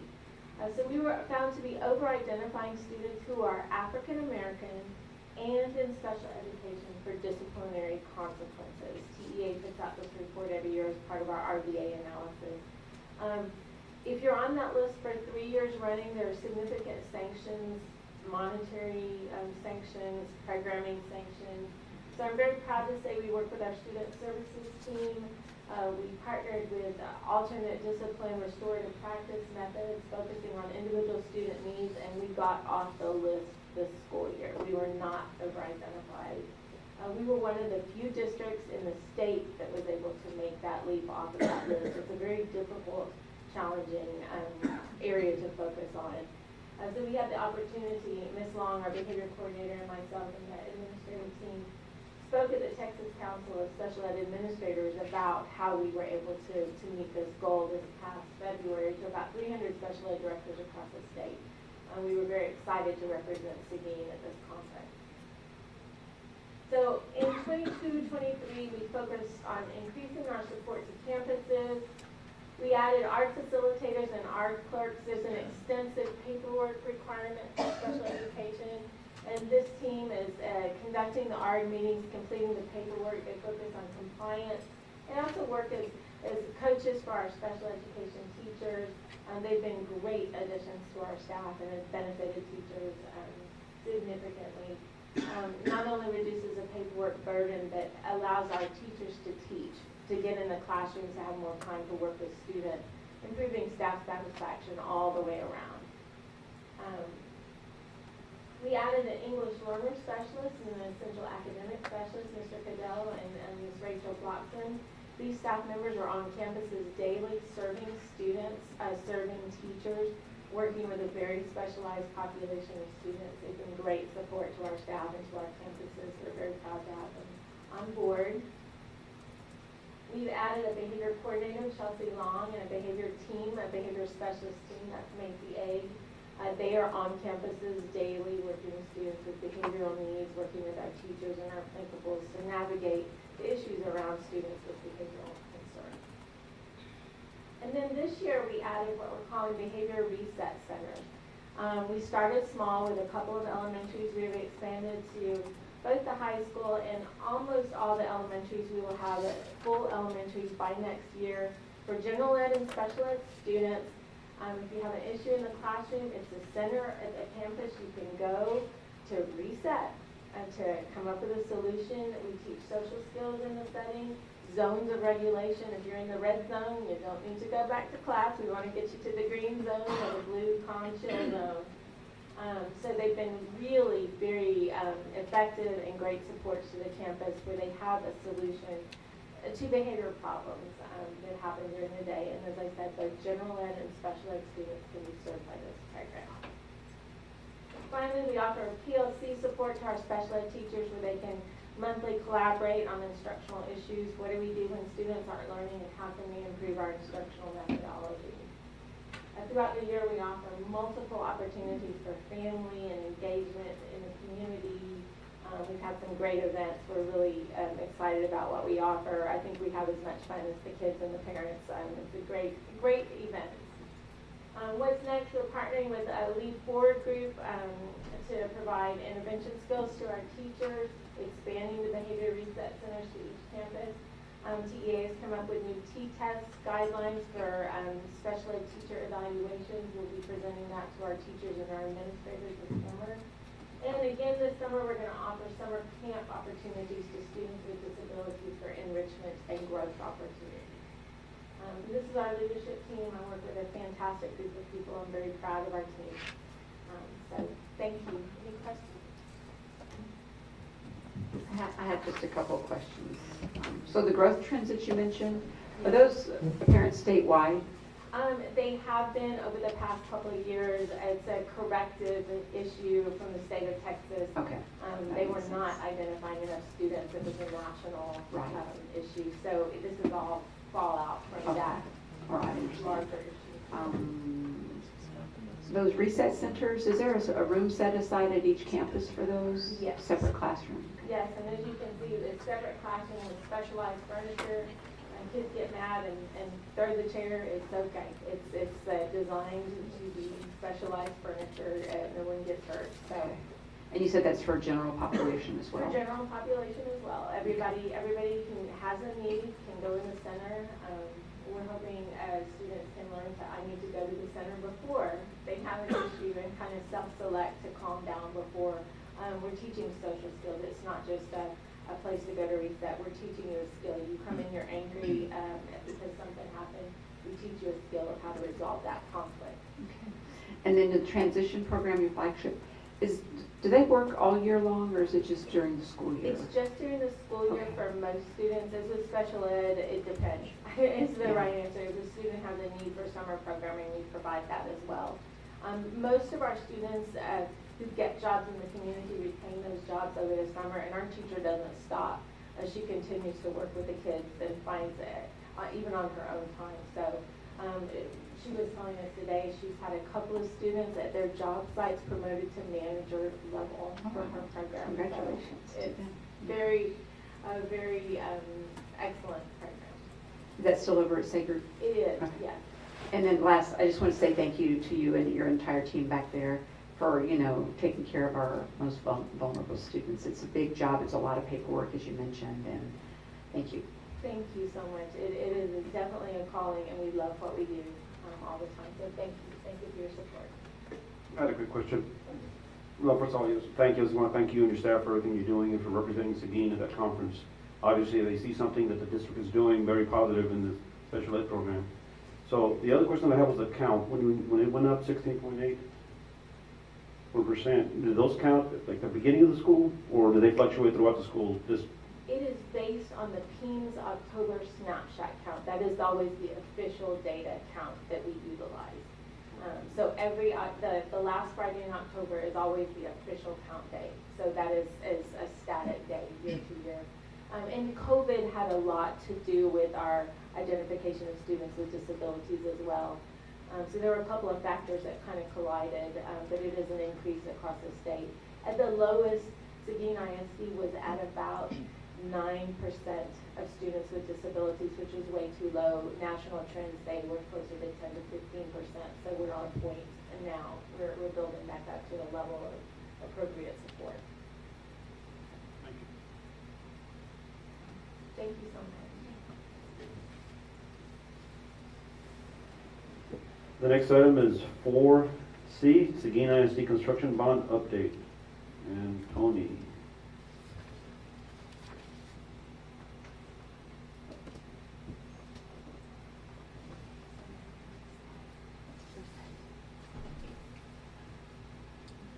Good evening, President Guerra, members of the board. Can you hear me okay? I can't hear if it's on, but I always have that problem. So we have this evening our monthly construction bond update. There are not a lot of changes since our last board meeting. We had spring break. We haven't had a lot of billing since then. There's been a lot of design work, and I'll go into that right now. I did want to also mention that all of our monthly updates can be found on our district's website. You see here, the website has recently been revamped. So if you haven't had a chance to navigate through it recently, just be prepared. It's a little bit of things to get used to. But what we have on the website under, let's see, this is, you click on the tab district, you'll notice that at the top here. Once you get into that tab, you have an opportunity to see a multitude of things at the district level, one of which, as is indicated by the arrow, all of the previous bond updates. Once you click in there, you can see any and all of them. And that might prove helpful over time, because then, especially if you want to look at the scheduling, the planned scheduling for all the different projects, you can see how that might morph over time if you're ever interested in looking at that. Of course, also the financial data, as that might change over time. But for right now, I'd like to go into the various bond projects that we have. Bond 2019, again, as you know, we have two open projects, the H.H. Friesenmeister renovation There's a little bit of change to that one in terms of pricing that we paid. We did make a payment over the last couple of weeks, so that's been updated, but still on budget and planned to be completed in the fall of 2023. And then the various campus improvements still on the docket to happen soon are the ball expansion project as well as the sewer tie-in at Bogle. Those have not begun yet, though. I want to share a couple of pictures of things that are being completed or are in various stages of completion at AJB. This is tied to last budget or a bond update. We gave you a preliminary view of some of the fine arts areas, and now you see a finished out black box area very nicely appointed.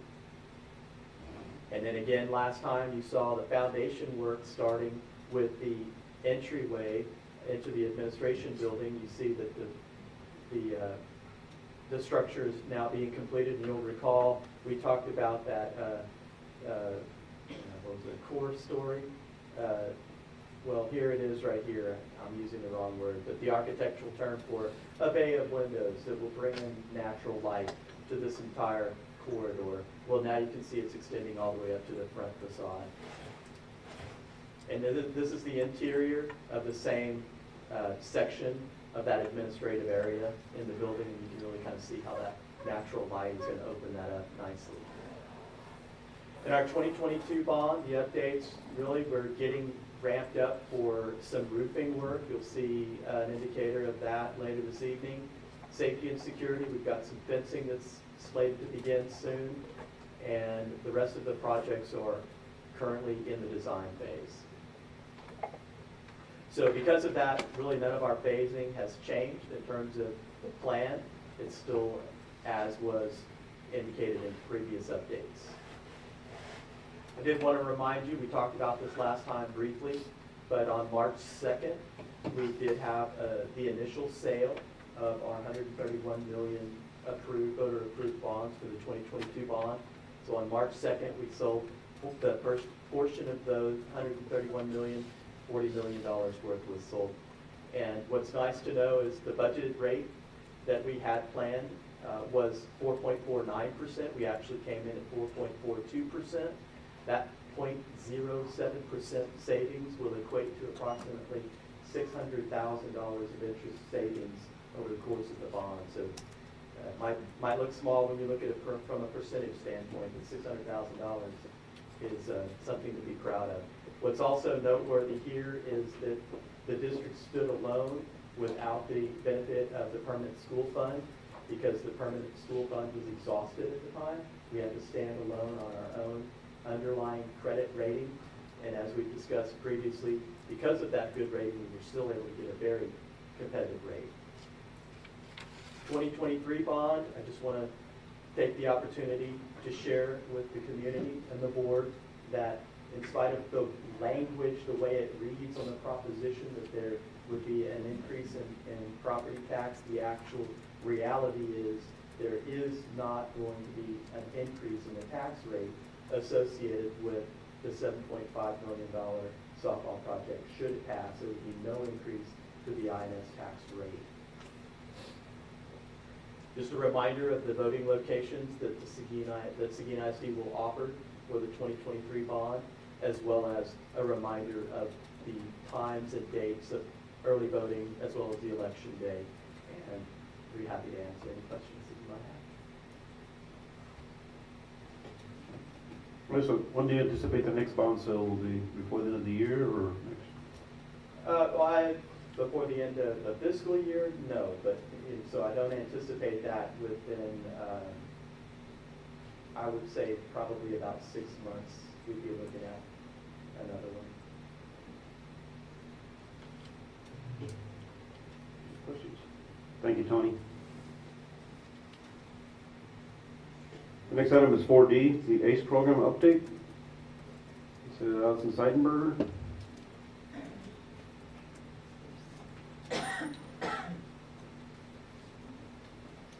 Good evening, and thank you for allowing me to be here this evening. My name is Allison Seidenberger. I've been with Seguin ISD for 24 years, 28 total years in education, but I've wore a number of different hats, but I'm excited to have been asked to step into this role about 2 months ago. And I've learned a lot in a short amount of time, and I'm excited to share with you the state of where we are right now and where we are hope to go with our program. We run with a $1.7 million budget, and we are in year 2 of a 5-year grant. And so with this 5-year grant, we will end in the year 2026, and that takes us through summer programming as well as the academic school year programming. We are located at 9 of our campuses. All 7 elementary and both middle schools receive ACE services, and we have a target enrollment for the way the grant was written of serving at least 750 students within the district, and for that to be at a ratio of 15:1. Again, these are grant specifications. And so with that, you can imagine the number of staff that we're working to manage through that, and I have that in the next slide. I have listed the staff that we employ. We have our leadership team, which are the first series of individuals, and then if you come down to the bottom, the site coordinators, there is 1 per campus, and they wear many hats. They're the quasi-principal, right, counselor, nurse, you name it, everything at the end of the day, because at that point, all the other staff that wear those different roles are not with us at that point. And then I'm, of course, on call and making site visits throughout that time.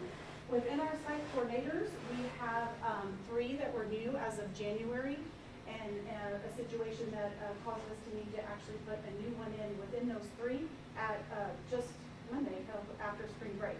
So we want to make sure we have the best people in place for serving our kids, and so we've made adjustments where we've needed to. These individuals play a key role and again, put a lot of time in to be prepared for each day's after-school programming. We have site facilitators, our YDPs, which stands for Youth Development Professional, and Youth Development Professionals in Training. So that means we employ college students, high school students, as long as they're 16 years or older. Many of our paraprofessionals will stay back and work with us. And then we have a number of teachers that also serve as academic tutors for us, and we'll give sometimes an hour or more a week to stay and be part of time with the kids, which is very beneficial. We wanted to share with you some of our center operations data. This was as of March the 8th, right before this PowerPoint was due to be turned in. I do have new numbers, so I'll update that with you here in just a second. The column that I like to focus on is kind of in the middle. It's our regular students. And so what we look to have with any initiative, obviously with the fidelity of programming is very important. So to have kids be with us, receive the services and support, be with us for the entirety of programming where they get both academic support and enrichment, that's the numbers and that's the data that we want to focus on, and that's how we're measured within the ACE grant itself. So our 45-day count, which is a moving target, it was 483 on March the 8th, we're already up to 538. If we stay on that same trajectory, we expect to be within about 100 of our goal of 750, and that does not include summer programming, which allows us to expand. So we're well on way to hit that mark. We've been very intentional about targeting our students that are coming regularly, that maybe haven't hit that 45 days, to try to encourage them to stay with us and really capitalize on the benefits of being part of the program. The areas, the campuses where we are low happen to be the 3 campuses where we had new staff come on board. And the one campus that's probably had the hardest time is the one where we've had movement twice within a series of months. And so to be expected, but definitely we're working very hard and very closely with that campus to help get them to where they need to be. So with ACE programming, a lot of it stems from the idea and the concept of enrichment. And so I know many of you are parents or have, godchildren or nieces, nephews. Think about the things that you want to do with your children. Take them to the zoo. Teach them how to cook. Let them cook alongside you. Do arts and crafts projects. Take them to see a play. All of the things, right? So this is kind of that idea of what we're trying to recreate within our enrichment hour. So we have cooking club, archery club, sewing club, chess club, heritage club. Any number of items can be part of that enrichment time. So in addition to their academic time, they're receiving enrichment opportunities, much like we would want to have our own children have the experience of being part of. In addition to that, we serve both a dinner meal and a snack. So before they leave us and go home, they have full tummies and are ready to come back for the next day. So we feel like that's really important. All right, we wanted to kind of show you a breakdown of our demographics. While ACE is not exclusive to at-risk students or populations, it is definitely part of what we feel the spirit of the grant is to serve, right, our community and what the needs are. And so we work collaboratively with site staff, our campus administration, the student support teams, student services, the counselors, to really identify what families and what kids could benefit the most from the services that we provide. And so other individuals are allowed to opt in, but we do do a very intentional work with the collaboration with our campuses to make sure we've identified the right kids that can benefit from this time. So you can see that in at-risk, we're at 70%, and in economically disadvantaged, we're at 88%. So very high numbers in those categories as we would expect, and we hope that we are serving them appropriately. Wanted to show a comparison of the top box is going to be all students within the elementary 3rd through 5th grade testing, and then the bottom box, there are the ACE students filtered out of that. So to the point of kind of the population that we serve and some of the challenges that they might hold, you can see that our students are holding steady. And so we consider that a win because we know that they come up against some challenges and some struggles, and school is not the easiest for all of them. And so we really work to collaborate with our campuses. So our academic deans, our principals, our counselors, we're part of the leadership team. And so there's constant communication of how can we support. Kind of to the point like middle school presented just a moment ago, and they talked about the science deficit. Well, we've met with our middle school and leadership teams, identified science as a weakness, pulled in Novavela to train our workers and give us some tools to support that gap. And so we're trying to be very intentional with the time that we've been given. I hope to have more of that occur. We're just beginning those steps, but we feel like that's really important to be an extension of the day so that the work that's being done, we can support that. And we can be an additional time for them to have opportunities. Growth, of course, is important. You can see again, we're holding steady there. So this is a comparison of those students who did not meet the STAR assessment scores at the end of last year as compared to the benchmark right just a few weeks ago in the spring. And so again, our numbers align very closely. So we are looking at how ACE has impacted our families. Part of the ACE programming is family involvement and family engagement. Very, very important. And so every time we have an event, we get feedback from our families. How has this been helpful to you? Do you feel like we're on point? Is your student benefiting from being part of our program? Give us feedback and let us know how we can adjust and improve. So just want to share a few of those items. I've watched the growth in the kids. I've watched the ones who weren't doing homework do homework. And I've watched them grow to where they take pride in what they make. It's been a very positive experience for them. They're more outgoing. They've made friends. The twins' grades have really came up since they've been in ACE, and they've really enjoyed the after-school activities and stuff like that. How do you think ACE has impacted your students? And the first thing I want to say about ACE is it did help with her 2% raise where I wanted you to be. She's been in elementary, she sometimes will get down to a high C and then a low B. But with ACE, she goes in and helps me with her work. She goes with her homework, so by the time she gets home, she'll be completed. And so that's the number one reason I believe. And the second would be social skills. There was a couple of friends that she told me about that she met, and it's only because of it that she met the kids because they were in a grade, different grades. So if she would not have been in ACE, telling that she would have got contacted with those students to make those types of friends. So I'm real thankful for ACE to be able to bring the social skills part out of my daughter. And then there's a few more statements on the next slide. Just to give some examples of how the program has benefited different family members. And so we take their feedback to heart and work to improve what we're doing each and every day. So one of the biggest, I think, considerations for us as a program is to make sure we're hiring and recruiting the right individuals for the job. And so we spend a lot of time, this is 3 of our site coordinators at the TLU job fair. And so they work together as a collaborative team to create the boards, and we're there to recruit and encourage others to take advantage of that. I have our 3 biggest employment pools there. Seguin ISD, both teachers, paras, and students are a large part. TLU is probably our biggest employee pool, and then Texas State. We have some that are able to come to us from there.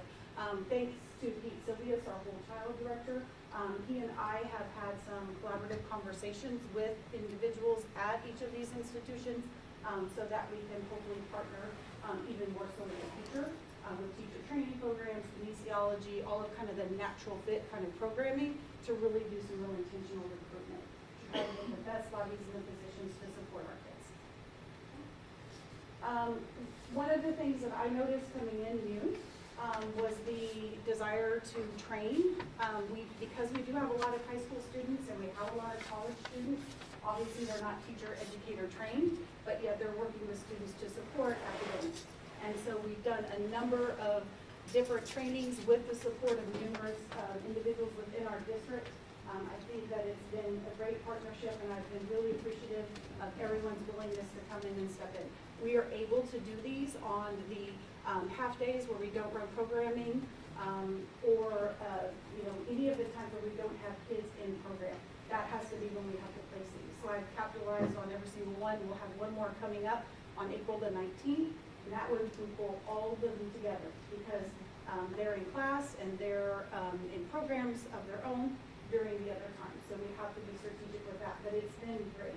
On the next slide, you can see a list of some of the things. I just wanted to point out, I won't name each of them specifically, but if you notice the alignment to everything within the district.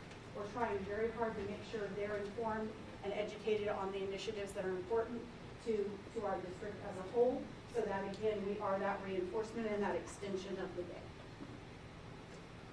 3 components, the academic support, and so here's some examples on various campuses of students working in small group, individually, with their different academic support staff. Our enrichment opportunities, you can see evidence of some of the things that we're able to do. The kind of darker picture is an actual visit from the fire department to farms and talking about careers, and then I think the rest of them are pretty clear. You can see all the different kinds of things that have been able to happen. One of our best partnerships is a place near and dear to my heart, the Irma Lewis Seguin Outdoor Learning Center. Love that opportunity for our kids to get enrichment opportunities that they might not otherwise receive. And so we, prior to spring break, to each elementary, we partnered with Michelle Darnell, who is an environmental, she was through GBRA with a grant with them, and now we've hired her on A staff. So she will be doing our middle schools in the coming weeks, and so we're doing a water study activity so that it'll actually go into the creek, take water samples, and really reinforce the science. The pictures on the right are from Rodriguez's group, and I wish you could have heard the vocabulary, the academic vocabulary that they were using to be able to take part in that activity. It was absolutely amazing. They did an awesome job, and she said of all the ones that she's done, that the Rodriguez kiddos and their vocabulary was spot on. And so I sent a complimentary email to that staff and that team letting them know, hey, your kids really rocked it, and so what you're doing, keep it up. But it's been great. Pete Silvius has been our driver to get them there for us because bus routes are pretty tight, and then the bus transportation team picks us up. And so we use programming on those days out at site, and then Michelle learns the lessons and we support. Family engagement, huge. Images on the left, our Family and Friends Day. That was an all-ACE event. It was a joint event. On the right, that was Kinnickey's Outdoor Picnic and Fun Day. We're part of the Kite Festival, we're part of the movie night. I just left before I came here, the AJB parent-student kickball game, and then we have ice cream social. So, there's any number of ways. It might be campus-based, it might be ACE program-based, it might be district-wide, it might be a community event. But being part and being immersed and giving experiences to our kids is very important. In addition, appreciating our community and being a part. So I know y'all talked about the PBL and kind of some of what y'all were able to see in your visits to the middle schools. So just so that you know, our summer programming, our summer camps are going to have a number of community-based projects where they're going to take part in, reading a story, baking something, and then delivering it. So going out to the animal shelter and going to Meadow Haven, going to the Christian Cupboard. So there's a number of things that the teachers have come up with to help give back. I think the idea of community is so important, and I want our kids to really resonate and have that have meaning to them too. And showing their appreciation, I think, is huge. Knowing how to show gratitude, be thankful, and share that. So this is some images of our transportation team appreciation week, and each campus did something for their campus. It was really sweet. We are measured through a process called Quality Assurance Process, or QAPs. With grants, there is a ton of documentation and paperwork that happens daily, but this process is most intense. And so there's three times within the year, if you want to go ahead and go to the next slide, 3 times within the year, a fall, a winter, and a spring, quality indicator process occurs. Every single campus has to provide evidence. You can't just say we did this or we did that. You have to show pictures, show lessons, show training agendas, substantiate every single thing within each of the categories that you're evaluated on. It's a very intense process. I was able to support Hotman in our most recent QAP, so even though I was new, I really got immersed in that and learned very quickly the amount of legwork to make sure that we're doing it and doing it right. And so what that does is it helps ensure that we're really meeting the guidelines of the intention of the grant and holding ourselves accountable. And then we're evaluated on that and given feedback. It is a continuous growth process.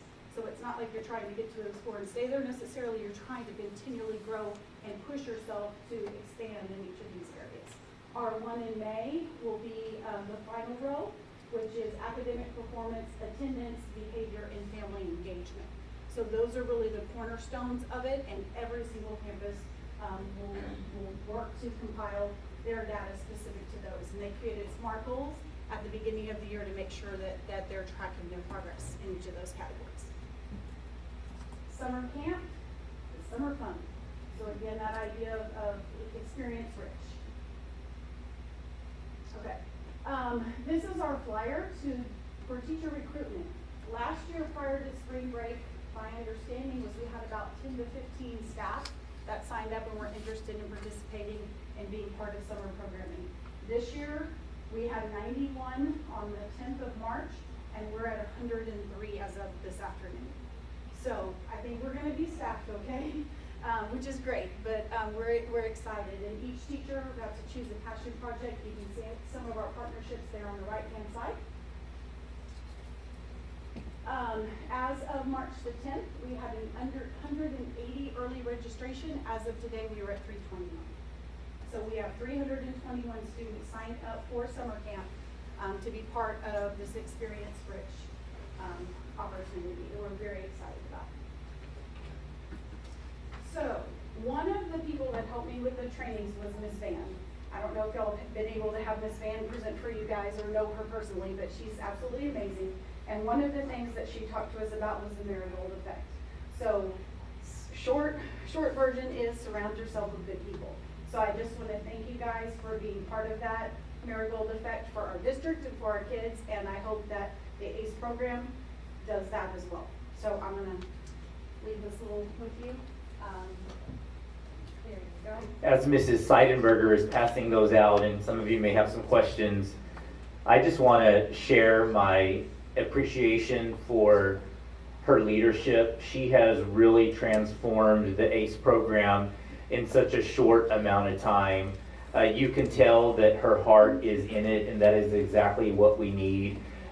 Mrs. Seidenberger is very detail-oriented, and so the compliance components that come with this, there is a lot of compliance pieces, and she's always been good at that. So I knew that she was going to be a good fit for the compliance piece, but she had also done, obviously she was an elementary principal and had an opportunity to work in student services, and it has just been amazing to see the presence from the leadership here on the campuses, working with kids, hands-on, doing whatever is needed when we are short. And you all know and realize we're experiencing a staffing crisis across the board, and ACE is not immune to that. And so staffing is certainly a challenge when it comes to all levels of the ACE program.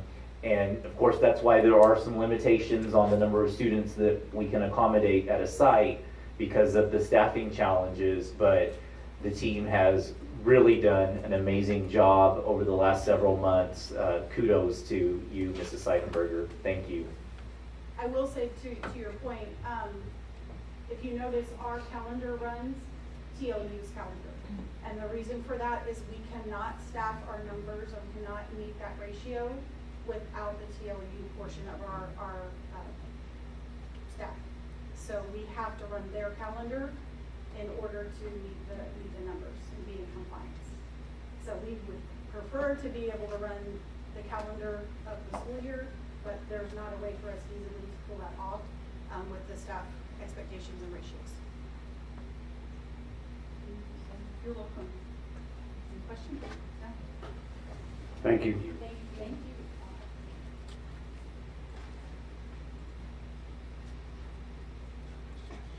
Our next item is 4E, which is Seguin ISD Strategic Plan 2025 Monthly Update. Mark Cantu. This might be your last update, unless you want to come back anytime. Good evening, President Gutierrez, I was going to say, President Guerra, members of the board, and Superintendent Gutierrez. This is the monthly update for March. I will go through quickly the first couple of slides because we're very familiar with those. We continue to make progress on all our different task forces. There's still a few things that are off track, but there's a reason for those.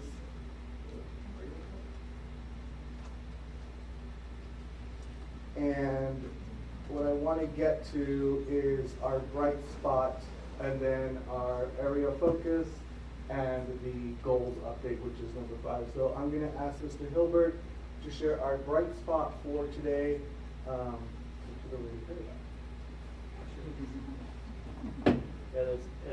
The bright spot really goes back to the bond update and the sale that we just had, and the good news regarding the fact that we're going to save $600,000 over the course of the next 30 years. That's a great way to start out the bond.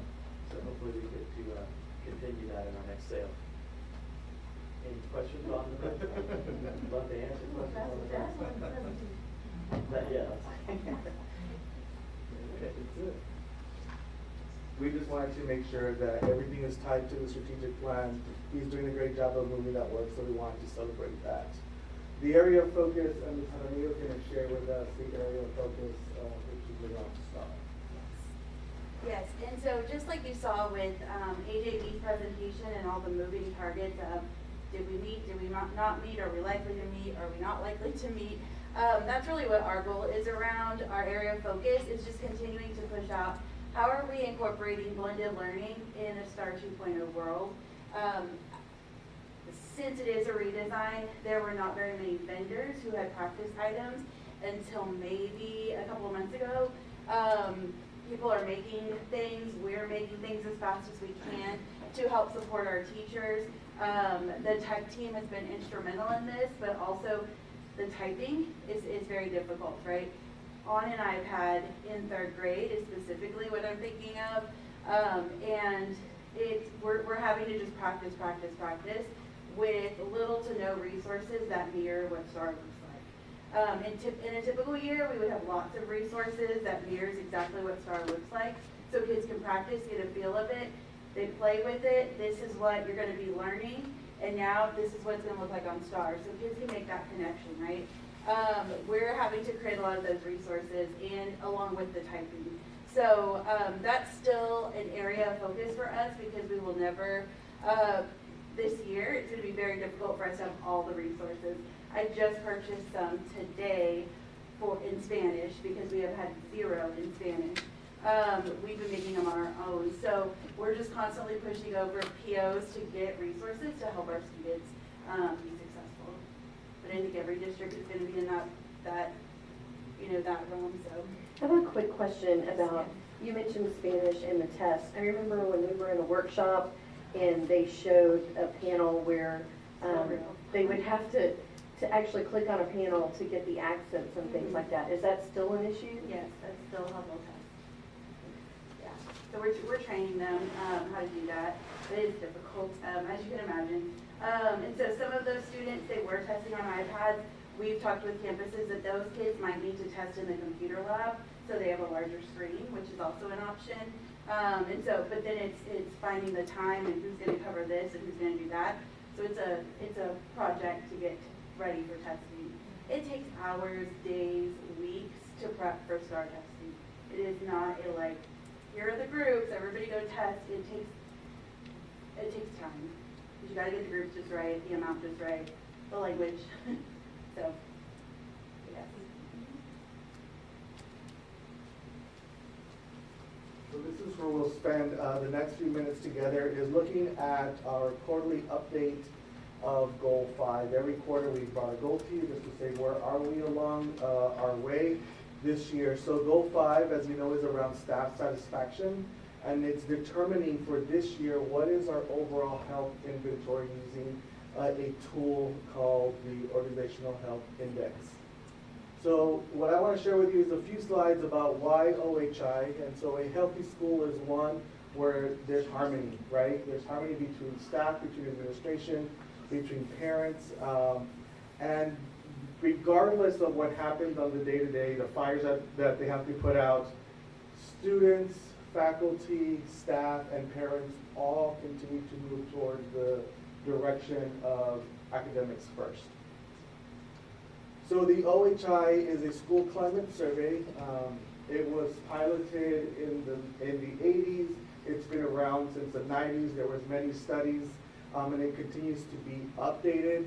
It has different subsets or dimensions. There's an elementary survey, a middle school survey, and a high school survey that has been normed against many different campuses across the U.S. The Organizational Health Inventory is also used in other sectors. We only looked at the education sector for this purpose. So we administered this in February. We asked each campus to meet with their staff. They did this via a Google form during one of their faculty meetings. And again, there's 3 types. The elementary has 37 questions in 5 dimensions. The middle school has 45 questions, and the high school has 44 questions in 7 dimensions.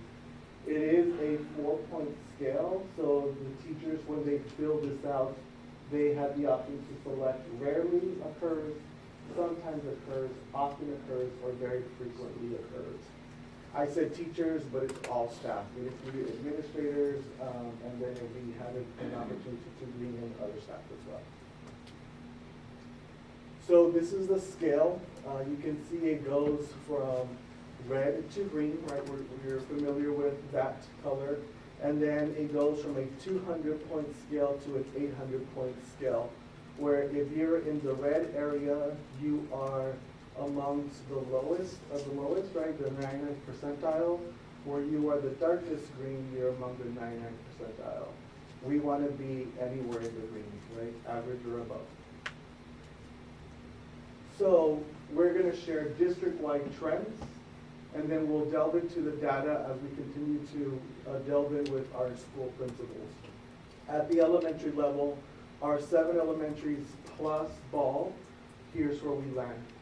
So you can see we have one area of red, which is the academic emphasis.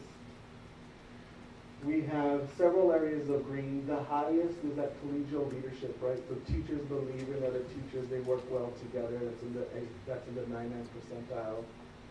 And then we have that one yellow area around resource influence.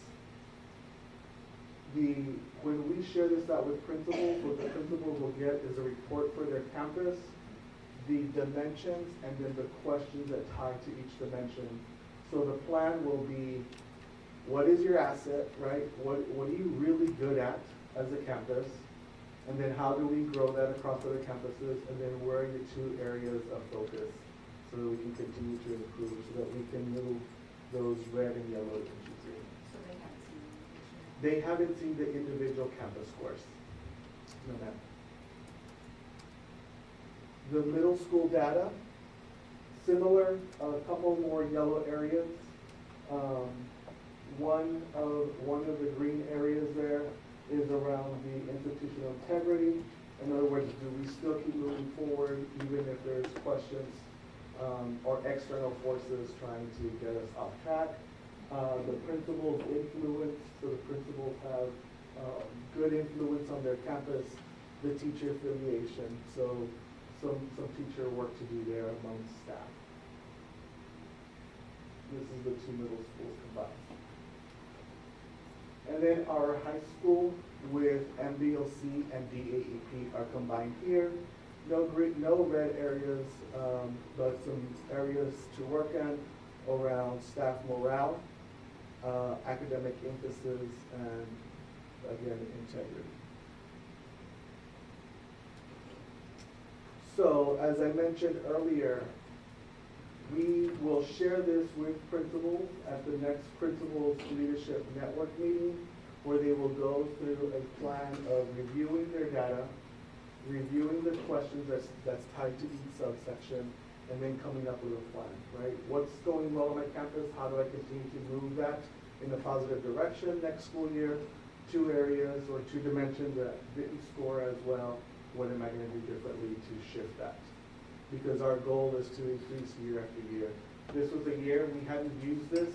We tried a pilot back in 2017-18, I believe, with our campuses. And then this is the first time that we administer it district-wide, all our campuses, to get a baseline so that we can move forward every single year. Any questions about OHI?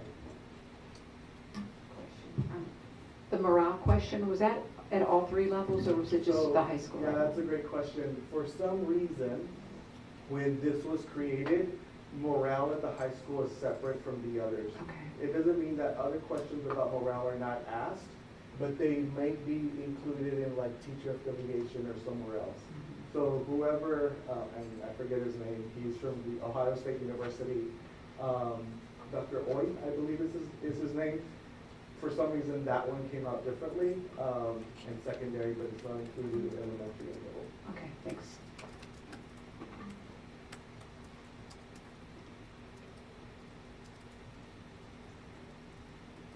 All right, if you all have any other questions, please, as always, feel free to reach out.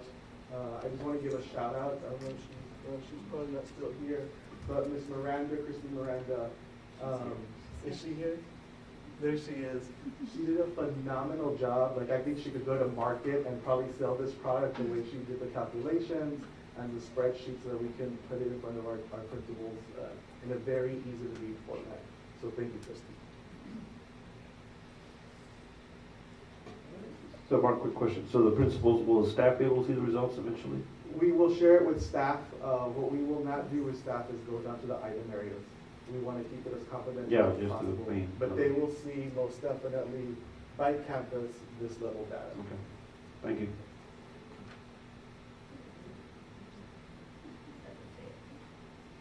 We're going to miss you.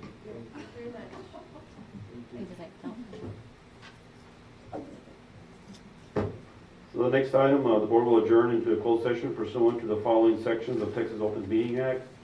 5A, pursuant to Texas Government Code Section 551.071, 551.074, 551.129, consultation with legal counsel, including possible telephone consultation with legal counsel as necessary to address legal concerns, implications, and answer any legal questions regarding posted agenda items. 5B, pursuant to Texas Government Code Section 551.074, discuss personnel matters, including appointment, employment, evaluation, reassignment, duties, discipline, or dismissal of employee or employees. 5C, pursuant to Texas Government Code Section 551.072, discuss the sale, purchase, exchange, lease, or value of real property.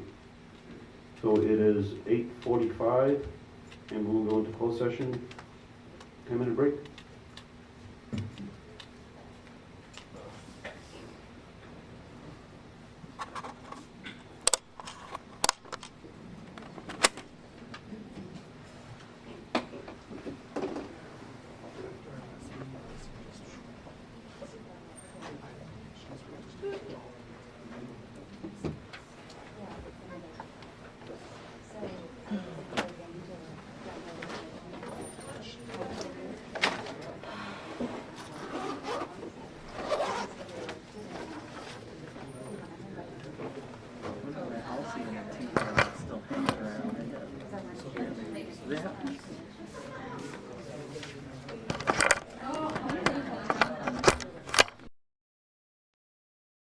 Shared service right.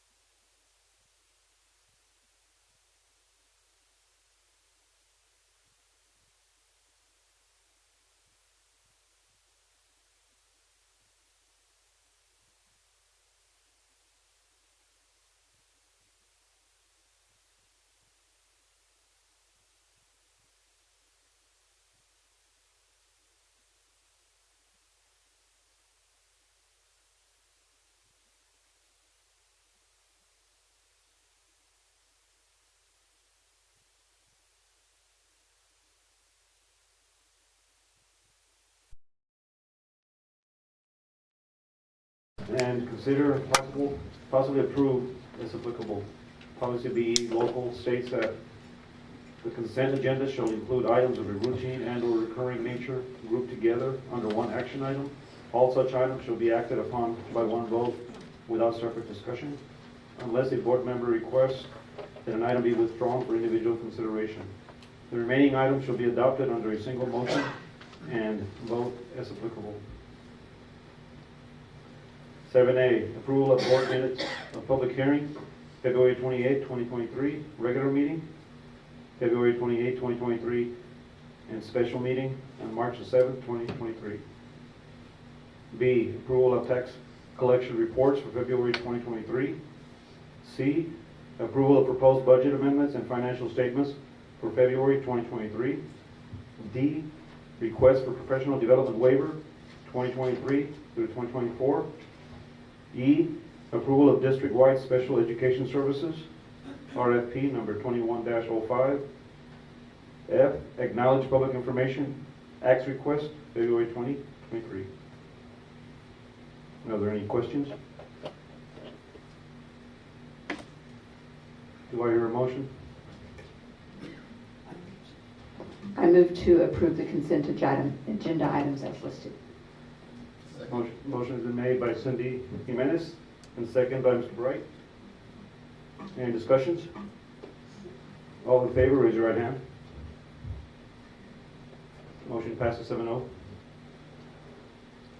Now we'll move on to the Section 8 action items. 8A, approval of the general contractor for roof replacements and administration building and high school D-wing, RFCSP number 23-03. And we have Carla. Good evening, President and members of the board. Our evaluation team is asking that we contract Advantage USA 8 Inc. to replace the roofs at the central office as well as ceiling at the high school, which is the old freshman center. If you all have any questions, I'd be more than happy to answer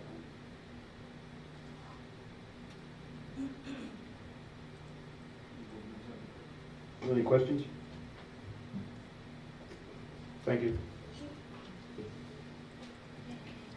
I hear a motion to approve item A. Mr. President, I give you a motion to approve item 8A on the action item as listed. Do your second? Motion has been made by Mr. Bright and seconded by Ben Amador to approve action item 8A. All in favor, raise your right hand. 7-0. Motion passed. 8B, Seguin ISD and Luling ISD Shared Services Arrangement Agreement. Haley?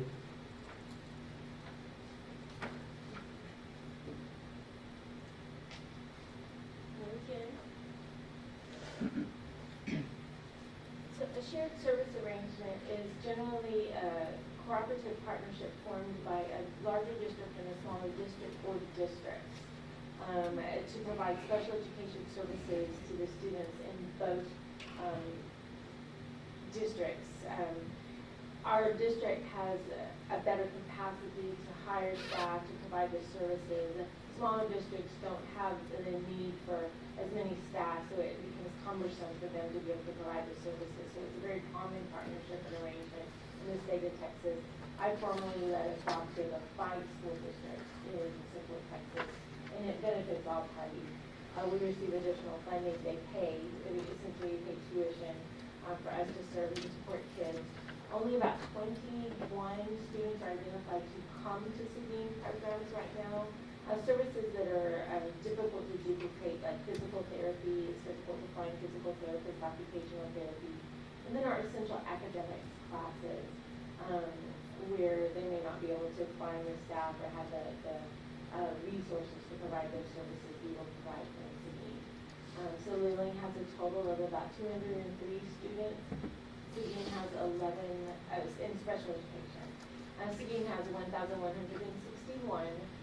So they would be 15%, and we would be 85% of the cooperative. So if the board approves the partnership, I will create a cooperative budget.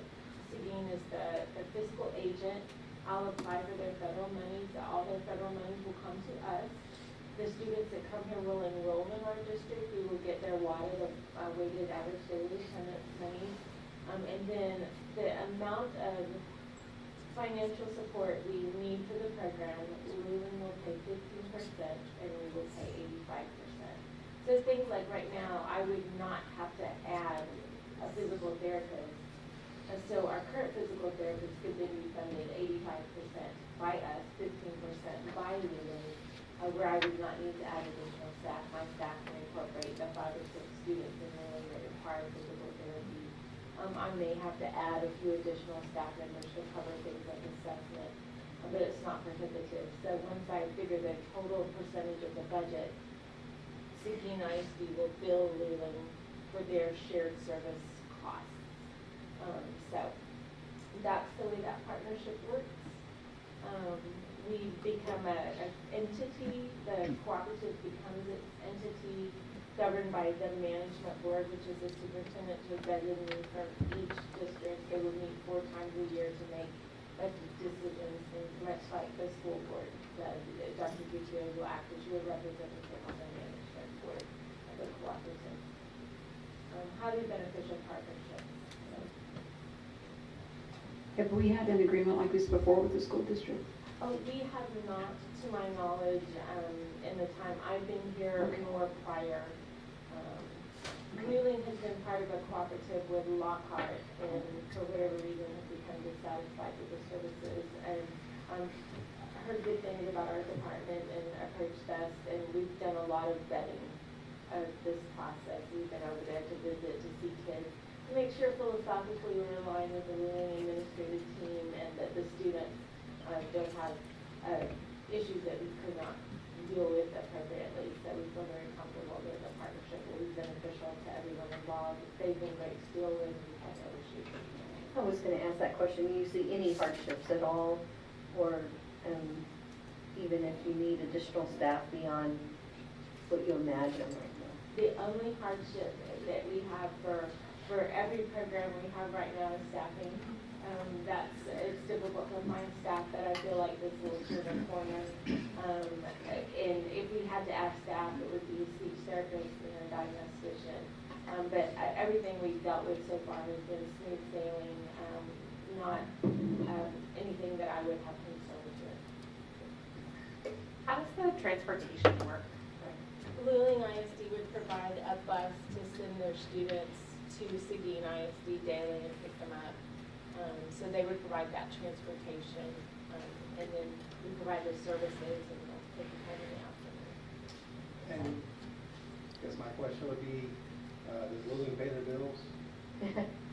They have an excellent financial history, so if we've had no issues or uncovered any kind of a difficulty. I'm meeting with their CFO tomorrow morning to talk through these and more issues. They seem very eager to make sure they're on top of things. So I've had no red flags or warnings kind of. Will we be spread out throughout the district, elementary and secondary? Yes. And like I said, it's not many students. Right now we've got 1 student from Lumen scheduled to go to Ball. 12 students are at the elementary level, and they'll be between 2 classes at Minor Elementary. That may be a program we have to add some paraprofessionals to assist in.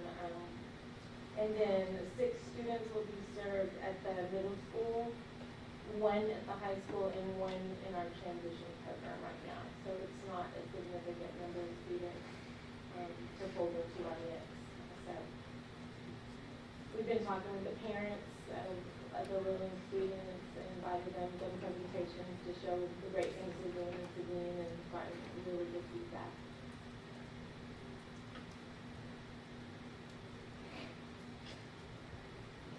We currently have an agreement with Navarro ISD and Marion ISD Correct. as well. Can you speak to that? Yes, we have a memorandum of understanding with these 2 districts to send their students to our 18 to 22-year-olds program.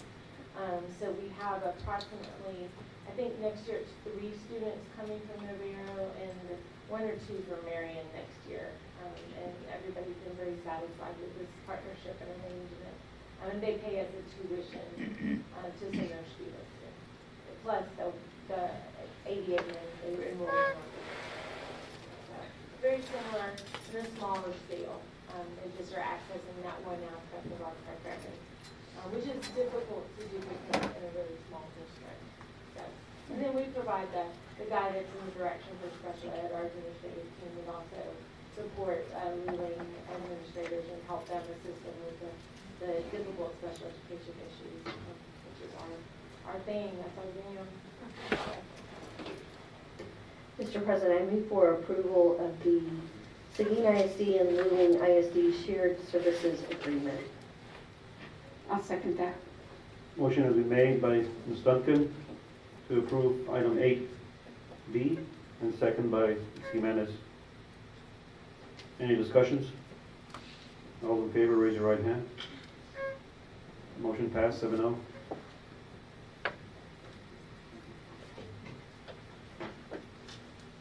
Now we'll move on to action item 8C, which is a resolution against vouchers, education savings accounts, taxpayer savings grants, and other mechanisms that reduce public education funding. And now I will turn it over to Ms. Jimenez so she can read an important resolution.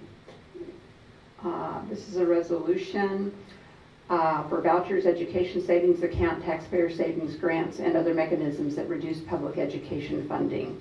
Whereas Article 7, Section 1 of the Texas Constitution requires that the Texas Legislature establish and make suitable provision for the support and maintenance of an effective system of public free schools. Whereas Texas public school districts accept every student. Whereas education savings accounts and other voucher schemes give private schools, not parents, the right to choose. Whereas Texas public schools adhere to state mandated academic and financial accountability standards. Whereas private schools are not required to meet the same academic standards as public schools, and they do not report test results, graduation rates, or other performance measures to the public.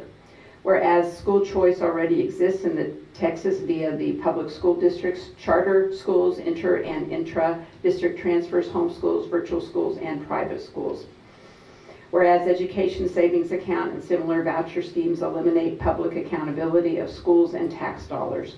Whereas using tax dollars to pay for tuition at a private and religious school would grow into a costly entitlement program. Whereas a taxpayer-funded voucher program would reduce the amount of state funds available for all schools, harming many rural Texas communities where families have few, if any, private school options. Whereas Texas public parents who accept a voucher would lose out on a long list of important parental rights outlined in Texas State Education Code and in federal law, especially protections for students receiving special education services. So now, therefore, be resolved that the Seguin ISD Board of Trustees calls on the Texas Legislature to reject any diversion of public dollars to private entities in the form of education savings accounts and similar voucher schemes. Thank you, Ms. Jimenez. Do I hear a motion to accept our item 8C? I'll make a motion to pass the resolution against vouchers, education savings accounts, taxpayer savings grants, and other mechanisms that reduce public education funding. First motion been made by Ms. Cindy Jimenez, second by Mr. Bright. Any discussions? All in favor, raise your right hand. Motion passed 7-0. The next item on the agenda is 8E, personnel action, professional employees.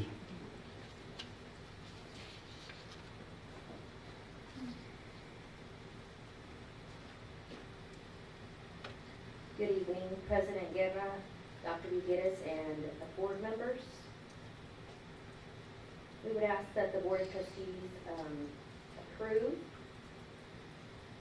Mr. Raul Mendoza. He's a new hire at Seguin High School. He'll be part of our ROTC program.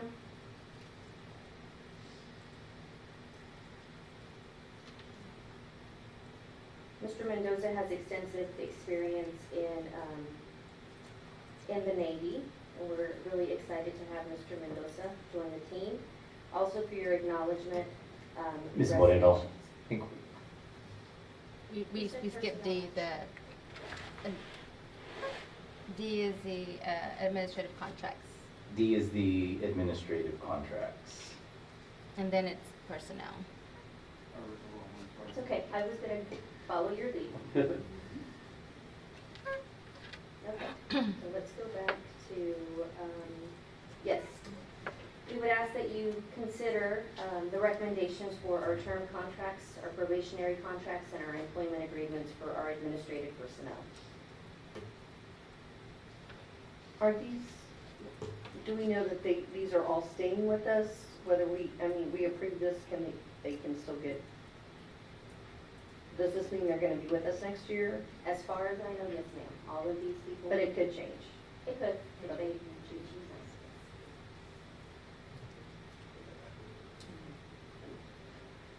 us.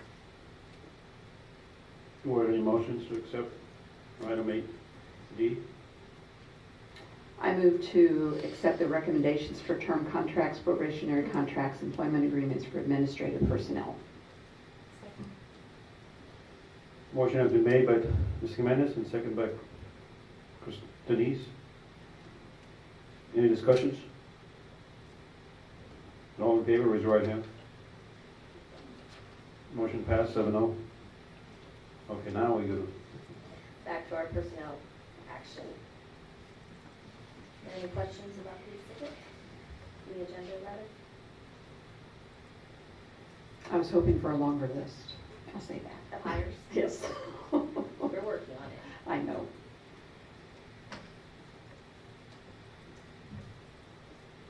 Do we hear a motion to accept item 8E, personnel action, professional employees? I move to accept the professional action, personnel action, and professional employees report. Second. Motion has been made by Ms. Jimenez and second by Ms. Duncan to approve 8E. Any discussions? All in favor, raise your right hand. Motion passed 7-0. And now we'll move on to item 8F. Discussion and possible action on grant superintendent hiring authority for certified personnel during recruiting season. Yes, we ask that you please approve Dr. Gutierrez's hiring authority. As you all know, it's very difficult to find certified, qualified teachers. And during this time, once we find them, we want to be able to offer employment as soon as possible. As we speak, Ms. Murillo is getting ready for her rodeo roundup. She's going down to the valley for the next couple of days and going to hit a couple of job fairs back to back. So we're hopeful that she's going to bring us back some qualified candidates. This is an annual thing. Yes, ma'am. Okay. We're just moving up the hiring authority. Usually we do this around May, the end of May, during the summer season. This a little sooner, yeah. Okay, I move to grant the superintendent hiring authority for certified personnel during the recruiting season.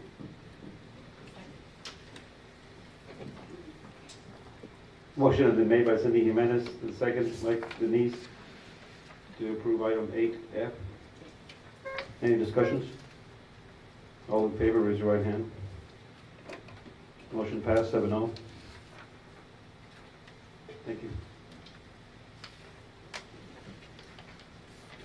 So now we're on item number 9. Board, any comments? Board comments and requests? Does any board member have any comments or requests? I just want to remind everybody to go by Nancy's desk and sign that resolution. So don't run out of here. That's all. It's actually up there, but it's in the yellow folder. Okay, thank you. We have it up here. And I know Dr. Gutierrez already mentioned about Barcon too, but there's a reason why they picked him, TA picked him. They noticed that the good things that are happening here in this district and under the leadership of Dr. Gutierrez and the staff that works under you, you guys did a terrific job. So. Thank you so Do I hear a motion to adjourn the meeting? I'll say, Motion has been made by Mr. Amador, second by Cindy Jimenez, to adjourn the meeting. All in favor? 7-0. Motion passed. 10:23. First time.